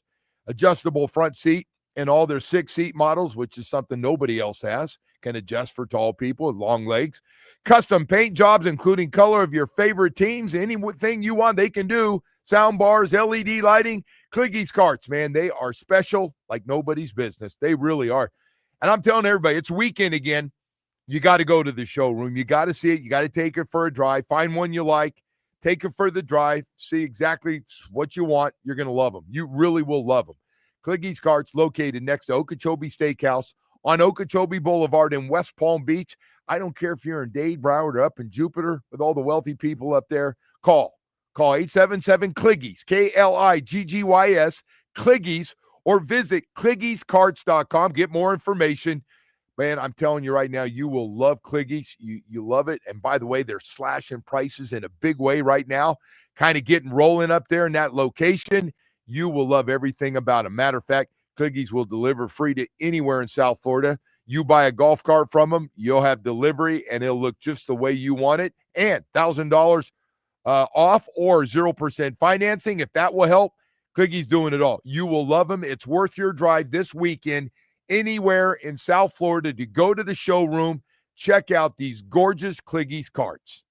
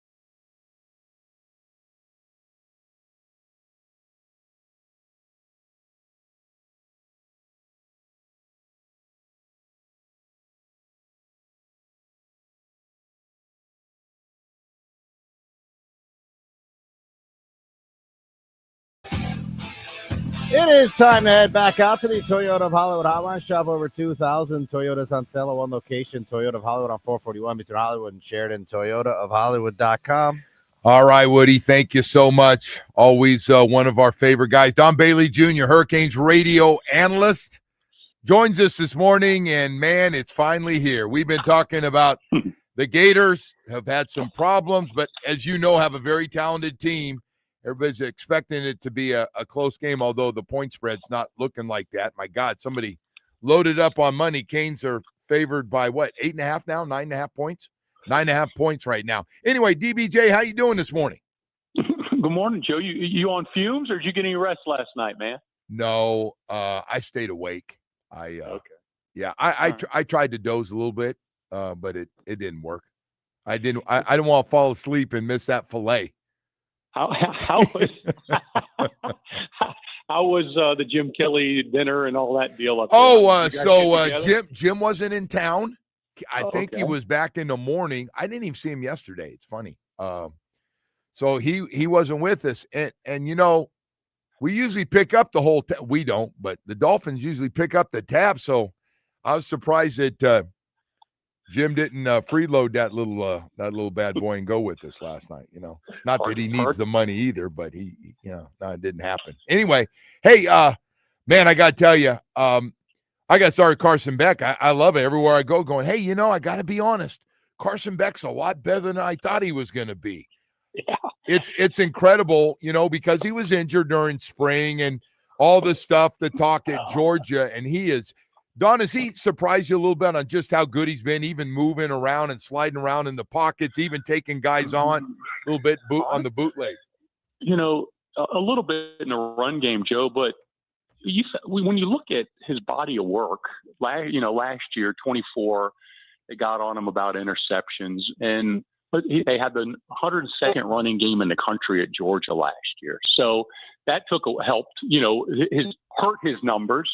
And he had lost from the year before a first-round tight end and a second-round receiver. So, I looked at the fact that the guy started in the Southeastern Conference for 2 years, went to championship games, has all the experience, and then, he's the type of body that you want at that position. He's a 6'4" or 6'5" guy, and he can make every throw. And, I just think that he's gotten revitalized with Shannon Dawson and the University of Miami and South Florida. And instead of everybody picking at him and what he's not doing right and what he could do better, everybody down here is welcomed him with open arms. And I think you're seeing the residual effects of it. But I think he's done a great job, and he's a leader.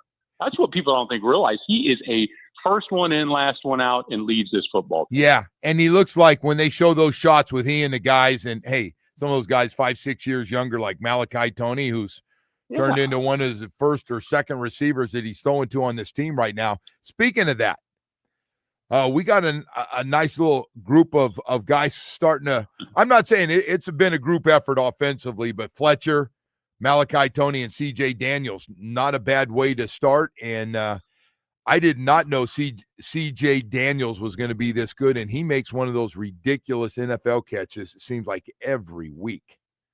Yeah, he does. And you know what you don't realize until you go at it? The guy's caught over 2,600 yards of footballs in his college career, but he's big, Joe. He's a 6'2" guy. He's not a 5'11" claiming to be 6'1". He's a legit 6'2" guy, and that helps him. And he played in big games when he was at LSU last year. They probably didn't get the numbers that he wanted, but he's somebody that has helped everybody else in that room. And then they worked in Tony Johnson last week, who did a great job, had some big-time catches.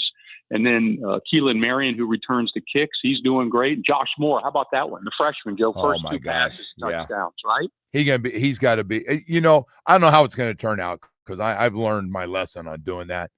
But I got to tell you, what a great tease to start your college career on. I've heard about his freakish talent, 6'4", 205 pounds, can run.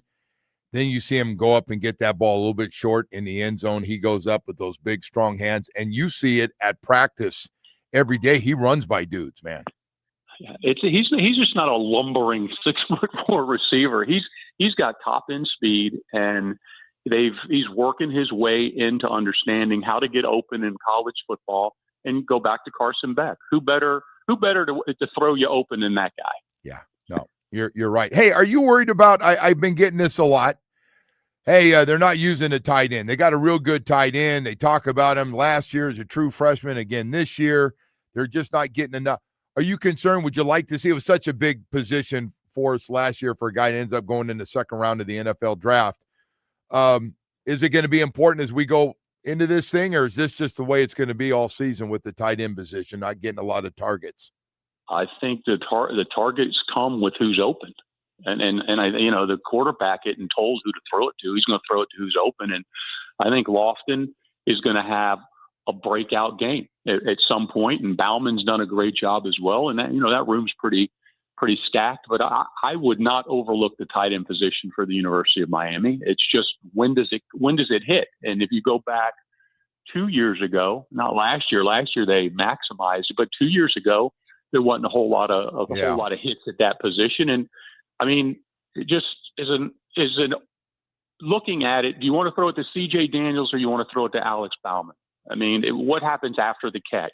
But in reality, I don't think they even look at it that way. If the tight end's open and he's the first or second look, he's going to get the football. Yeah. And they're not. He's not going through the progressions to look to who he wants to look to. He's looking to who's open. By the way, Ruben Bain right now and Mesidor on the other side, they just look like completely, both of them, different players. Maybe it's the way they're used. Maybe it's coming off the injury and being healthy, but different gear, man, on the outside as pass rushers. I'm glad you say their names together because neither of them would be having the season they're having without the other one, right? Because who are you going to scheme against? You're going to say, all right, well, we're going to take Bain out. Okay, then Mesidor will eat. And then you got to say, well, we got to worry about Mesidor. Then Bain's going to eat. And they're getting better on the inside, too. The defensive tackles have picked it up, especially last week. And that's going to help that position. But I go back to Bain, and you talk to Jason Taylor. I don't know. I can't remember. I'll just say I can't remember the last time I've seen a guy so committed to his craft on the defensive line. And, he goes in there at night and works out on his own. I mean, after every practice, Joe, he and Jason are there working on techniques and working on get off and working on everything you can think of. So, when you say Ruben Bain, you really have to say he's a professional right now. He's had a professional approach to this game since the day he hit campus, and it has been contagious to guys, like Mesidor, and now, your interior guys are seeing this, and it pays off. It's funny you said that. I'm with Jason Taylor last year, and we're at a charity event, and he goes, "Oh my God, you're not going to believe who just texted me." And it was a weekend, off season. He goes, I'm at camp working on some stuff we talked about. He sent him a video. Is this what you want to see? I was like, he goes, think about it. He goes, this kid's going to be he's different. He said, Joe, he's a lot different, which I think everybody's seen how good, but it's not just by accident. The guy works at his talent, his arm, hands, his get off, his quickness, and anything Jason Taylor is cooking, he's eating right now, man. So yeah, he buys every meal. And the thing is that he goes about it in the right way. He's quiet, he's professional, he's in class. He's not on any list except All-American list. And he's a perfect example. And, as time will go on by, we're going to go look back and we're going to say, well, how did Mario get this thing turned around? Well, Maui Noah and Ruben Bain. That'd be a good one, right? From day one. Yep. From day That's one, right. They were here. Hey, by the way, all right, the Gators. Yeah, man. We know about Lagway, who's got ridiculous talent, but he turned it over 5 times last week. Nobody, as you and I always talk about, the turnover will kill you. And what's the biggest area you feel they can attack, and the strength of this Gators team? I think the Gators, what's gone underrated here is the running game. They got the sophomore kid named Jaden Ball, and he was like 230-something pounds, and he can run inside, he can run outside, and I think and then you look at their receiving core, whether Wilson, Brown, Sturdivant, and then they got this kid Mazzell, and They all can run. They all can jump. They all can play. They all have good experience, except for the freshman. But Varnell Brown, I'd get him the ball as many times as I can, and Miami's got to watch out for him in the return. He's just so explosive, and it goes back to this: if you look at the University of Florida's record and you think it's an indication of their talent, you are off base completely. There is no lack of talent on any position group, offense or defense, for the University of Florida, and it's just why they are where they are. There's a million reasons, and I just hope that they don't find a way to fix it tomorrow. Yeah. Well, listen, this can be a lot of fun, and hey, man, you mind before I let you go? You still doing that? You don't mind if Canes fans are all jacked up about this game and the rest of the year, and might need a new floor if they're to call, your company and say, hey, I want DBJ to come out, and if the owner of the company will come out and talk some football with me, I'll put in some flooring with them. Can we still do that? You can do it, Joe. Tell them I'm there every day. You call me. Now I can't come out there Saturday. I can't come. No. Not game day. No, we're not doing game day. Hell no. I mean, where's your priorities, man? Company got to wait on that one. No, but no. Yeah. We wanted to make sure. I just want to make sure you sign off on people think I make that up. So no, I appreciate it, man. We're happy to do it, and you guys do great work, my man. Do. All my Thank guys, you, everybody does. We're talking to Bo, and all the stuff you do, man, is great. No, yeah, we use them too. Oh yeah, you should name it. Oh yeah, we use them too. That's what you should do. The new name of the company. Oh yeah, we use them too. Anyway, that's all my guys say. All the old guys that are downsizing right now. All right, hey, have a good one, buddy. Out tomorrow? No, coming out tomorrow? No, you got to catch up a little bit. Yeah, I'm gonna do a little sleeping. I understand, bro. I'm gonna get a little sleep. I'm a little beat up right now. I got Buffalo beat up this time, though. A little different. Yeah. All right. Yeah. See you later, Joseph. Have a good one, brother. Thank you. Don Bailey Jr. joined, Hurricanes radio analyst. Mike Florio from Pro Football Talk is going to join us coming up 9 o'clock hour. We'll have him. But right now, it's still hurricane season. I see some of our local TV stations have those noodles going all over. Well, could come here, could go there. Hey, man, protect your home. Protect your home with the best impact windows and doors, and make sure you have a really good roof. And if you don't, please call Loctite Impact Windows, Doors, and Roofing. Let them get started for you. Get going. Got an old leaky roof. A lot of people, I'm going to wait one more year to save some money. Replace your old roof now and you can pay later. Loctite Impact offers the highest quality roofing materials with lifetime warranty plus thousands of 5-star reviews. Save big on the legendary state-of-the-art Impact Windows and Doors. Impact Windows as low as $6 per window per month installed. Don't wait for the next storm. Visit LoctiteImpact.com. Again, that's LoctiteImpact.com. Get all the information you need, or you can call 954-500-LOCK. You can get that number, obviously, on the website. They got a great staff there that answers the phones. All they do. Matter of fact, they should be up and drinking that first cup of coffee and ready to go. They cover all of South Florida, very competitive prices, and will do great work for you.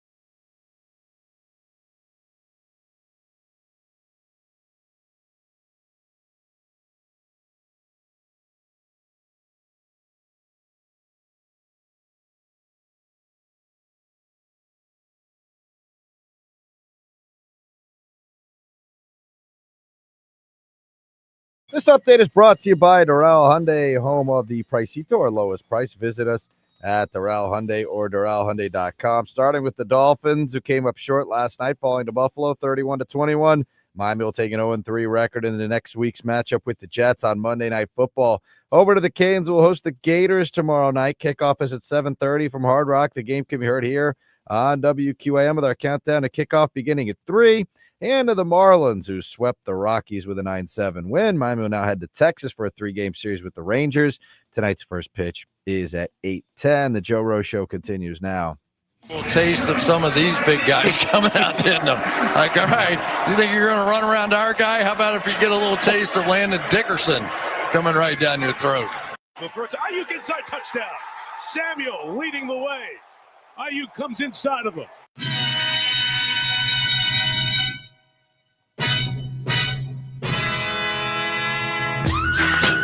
Woody, you're a bad, bad man, brother. It is a 9 o'clock hour on a Friday. We need a little laugh today. Man. Yes, we do. God. You know what's funny? I bet everyone in Miami is dragging ass this morning, right? Because everyone stayed up and watched. They kept you around till the end. They teased you right to the end again for a second week. Like, hey, we might have a chance. They did have a chance. We might have. Well, no. But apparently the linebacker made a great play. Yeah, hey, man. Maybe Tua can go back instead of giving everybody else credit and better and all that stuff and maybe just say, I need to be better. Kind of like I heard Zach Sealer say. I don't know. Hey, man, that play was all on him. The linebacker. We can go came on. Out of nowhere, and Joe. I'm guessing there's going to be a lot of conversations about Tua. But and I don't care, free blitzer. You got, what you have on your offensive line, okay? And it wasn't that bad. Offensive line was not that bad. It wasn't great, but it wasn't like everybody. It's like if you're a Tua fan, it's your go-to line. Well, get him an offensive line. Get him an offense. We keep bringing in. We got 2 new guards. One's injured. One's going through growing pains. Savaianaya at the left guard position. But at the end of the day, he is in the $50 million a year club, and he needs to play better. And Omar came on here, and if you missed it, I'm going to have it coming up for you, and said, yeah, Tyreek's got to come down with that ball down the middle. That fluff pass, that underthrown duck with 2 guys, one on each side of him, underthrown. The guy's 5'10". Oh, that's one of the things no. Listen, he runs 10 100 meters. He doesn't high jump 7'6". So, do you ever feel like you're watching a different game than some of these people? Some of these guys are like a couple of these guys that are just like everything else is bad, but he's great. Look at man, he's a number 1 problem. They'll go, oh, Joe Rose, you're stupid. The defense and this and that. Look, you've had a chance to either win or tie up a friggin' game. And if you go for 2 last night, if you do score, maybe Mike does. Maybe Mike goes for 2 last night. You're finally coming over the dark side here, man. I love it. I just you ready to start the other guy? Tua thing. The rookie? Hey, listen, man. Monday night? I don't want to get. No, I'm not that. I'm not there. I just want to see this guy play better and take responsibility. What do you mean by, when you say play better, you know that he's not capable of all that. I know is Mike went back. Part of that game plan, the good part was all the short passes. Mike dialed up some really good stuff for Waddle to get separated. They got mismatches because guess what? They got really good receivers. From Malik Washington to Jalen Waddle to Tyreek Hill, they're still really good. So what's different? Tua can't get him the ball down the field. Some of those fluff throws on the deep comeback last night. What was that? To what I said to you in the first segment of the show. I think nobody wants to go. No, that's not on him. And then we're in a place because of Tyreek Hill and all the drama and all the stuff around him. You're going, well, Tyreek played his ass off yesterday. Well, Joe, but his numbers, it's not his fault on his numbers. He made a couple of catches short of a first down and ran for a first down on great effort. He didn't have to run all these short routes. They didn't do Tyreek any favors by telling all his personal stuff during one of those sideline reports. But again, Joe, go back to what I said at the beginning. I don't think the Dolphins are capable. I think that's the best game that they can play. All right. Don't you? No. I think from game plan, execution, all that stuff, that's about as good as they can I don't play. know. They did get a lot better than they were in the first two games, considering who they played and how they played and having a chance. I just don't know what they can do to be better than what we saw last night. They're just not. They had more guys, Bills, man. They had more guys play better, but again, they don't know how to win. This thing, the number's going to pop up against winning teams, playoff teams on the road and at home. They're not very good. And last night added to that number. You were there. Did you feel like the Dolphins ever really had a chance to win that game? It didn't feel that way. I felt like they're going to tie it up again, and then the question was going to be: was Josh Allen going to drive down the field and win it? Was Mike going to go? Oh, go for two or one. I think you got to go for the. Did you have to go for the win? No, I don't think so. Okay. I don't think it would have mattered. Well, guess what? We'll never know. Regardless, because we you will would have never a couple know. minutes left for Josh Allen to drive down the field. Listen, let's go to break here. We got Mike Florio from Pro Football Talk. We're going to talk to him for a little bit, and hopefully we'll get Omar Kelly on, and you hear what Omar had to say up there in Buffalo about the game last night. Michael Kotze at Choice Mortgage. Hey, man, it's about getting a mortgage fast. Why would I use Michael Kotze at Choice Mortgage? Well, you can get a mortgage super fast, get the best rates, which are, by the way, fixed rates in the 5s right now. He's got a lot of great programs. If you're self-employed and you've been declined by the banks, he's got a great program for you. If you're a first-time home buyer, he's going to get you great rates and more importantly, get you pre-approved. So when you go out shopping, you already know what you're good for. So you get that home, you really like it. It's all set up. You're ready to go. You're ready to get the deal done. And then on top of that, I got to tell you, for senior citizens of folks my age, they got some great programs for seniors, programs to convert your home equity into money. Got all that equity in your home. You paid that home off or almost off, and you got all that money. You could really use some of it. Michael Kotze at Choice Mortgage. I'm just telling you right now, he's got great programs for everybody.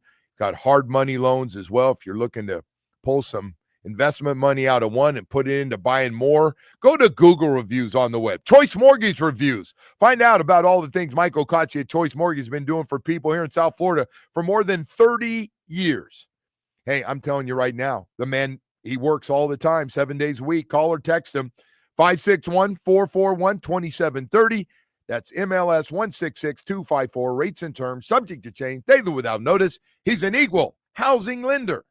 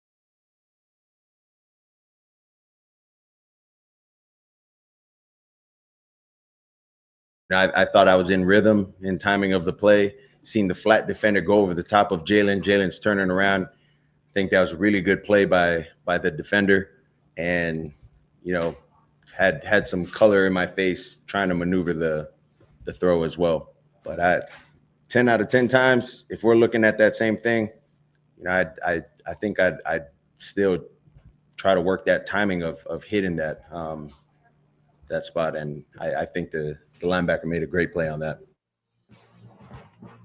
Dolphins quarterback Tua Tagovailoa there. It's time to head out to the Toyota of Hollywood Hotline Shop. Over 2,000 Toyotas on sale at one location. Toyota of Hollywood on 441 between Hollywood and Sheridan. ToyotaofHollywood.com. That's good. He'll throw 7 more picks. Trying to fit that in. Anyway, hey, we go right to Mike Florio from Pro Football Talk. Mike, good morning. How you doing? Doing great, Joe. How are you, buddy? I got in early this morning, and I'm just ready to go. It's like, hey, we were close. We feel better about our team, even though we're still 0-3 down here. What'd you think about Tua's late pick for a second straight week? Well, there's an irony to that play because so much of his performance, and I don't want to be overly critical of him, but I want to be fairly critical.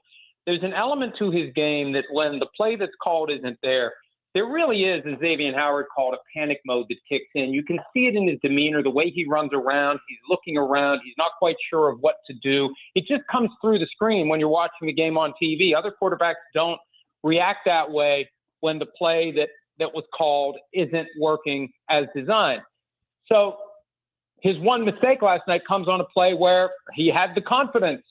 He had the authority. He threw the ball, and he did the play exactly as it was drawn up. He looked one defender off to the side. He moved his eyes inside, and he went for Jalen Waddle.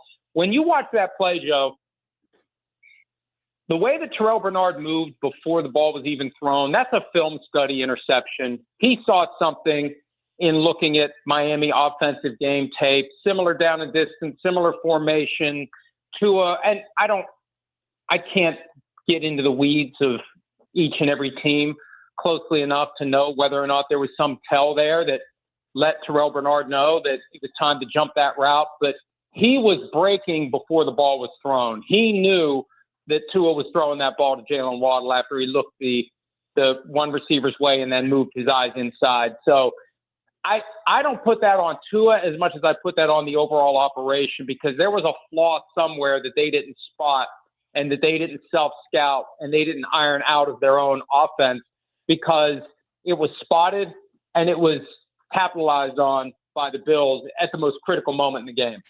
So, Mike, last night after the game, there was stuff around after the game that the owner, as Stephen Ross, has said, hey, I'm going to give it more time to see if it gets better, and I'm not going to panic through this thing. Listen, from the top, we've heard this Chris Greer stuff that tied into the Brian Flores stuff. Do you think there's something to that maybe holds the owner back? Well, Omar Kelly was on with me yesterday on PFT Live, and he made that point, and I lit up. I hadn't thought of that. But anytime you've got pending litigation that a former employee has brought against the company, if you've got somebody who is going to be a key witness in how that ultimately plays out, it's always better to keep that person in the fold as long as you can, even if they've already fully developed his testimony, his story. And I assume that the Dolphins have sufficiently competent legal counsel that as soon as this all hit the fan in early 2022, they got everyone's story, they got everyone's statement. Chris Greer is already locked in to a version of the events that will be hard for him to deviate from if he's not happy with Stephen Ross at the time he ultimately testifies at arbitration or trial. But still, it's always better to have that person on your side and in your good graces. So the idea that he would be reassigned and not fired, I hadn't thought of that. Omar made that point yesterday, and it's like, you know what? That's a hell of a point. And that may keep Chris Greer in the employment of Stephen Ross, even if he loses his authority over the roster. But, look at the upcoming schedule. They do have a chance to win 3 or 4 of the next 5 games. They do. And I thought they didn't have extra time until the Week 12 bye. I didn't realize they had 2 Thursday night games. They've got Week 9 Baltimore Ravens. I mean, if the wheels completely come off, then maybe the time to make the change is after the Ravens game. If they have a bad showing in prime time against the Ravens, then you've got a couple of extra days to get an interim head coach up to speed.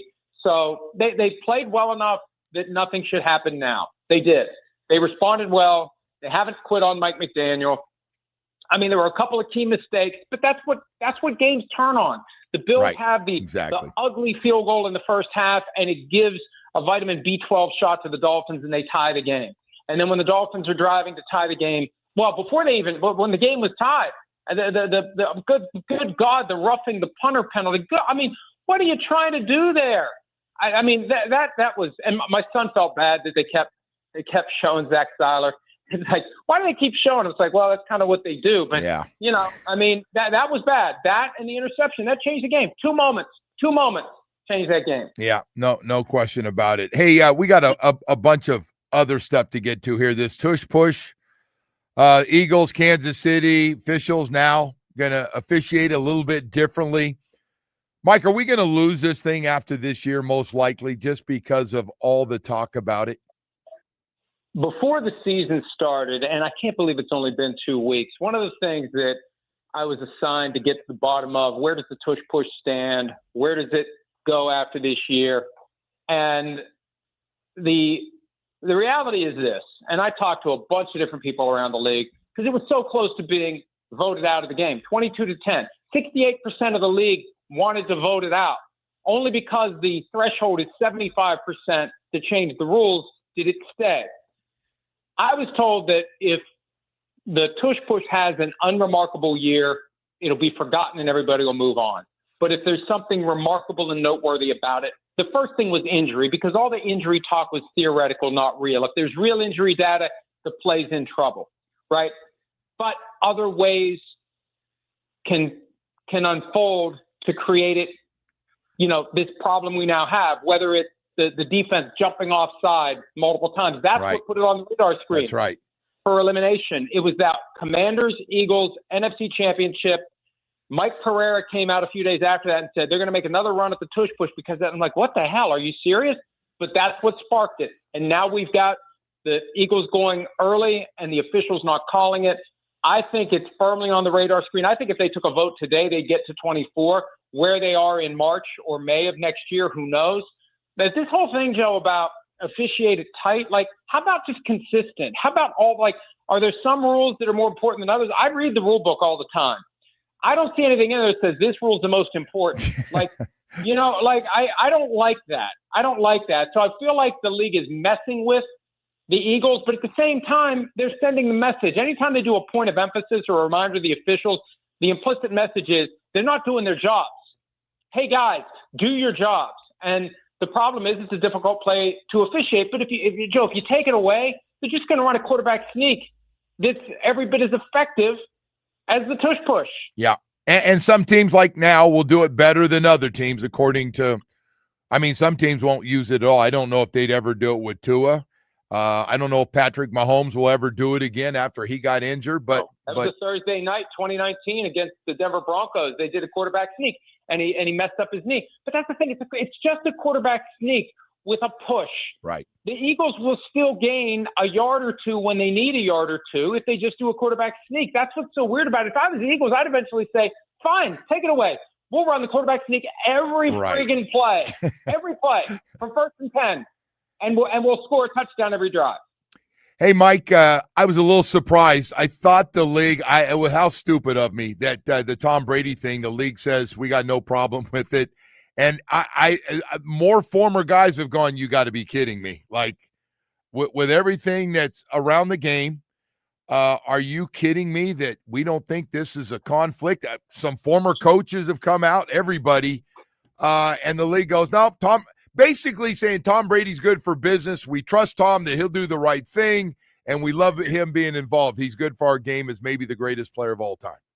Well, I think part of the message, too, is, you know what, we really screwed this up when we approved him to be a limited partner of the Las Vegas Raiders, and we don't want to go back and admit that we blew it because we never should have let him do this. And, I've been vindicated this week, and I've had various people say to me, are you upset that, all of a sudden everybody realizes the thing that you've been saying for, 18 months?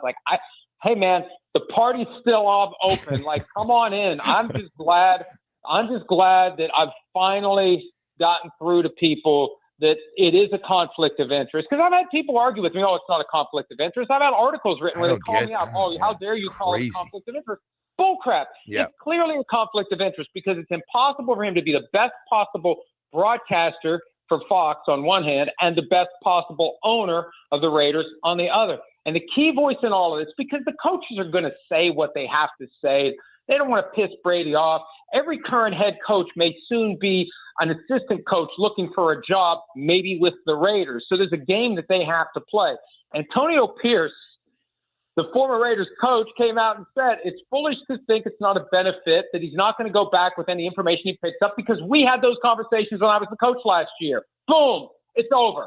When Antonio Pierce says that, it's over. Not only does the conflict exist, but yes, Tom Brady is taking full advantage of it. And why would we be surprised? This is the same guy the league dubbed a cheater 10 years ago and suspended him for 4 games. And they let the Fox go right into the henhouse.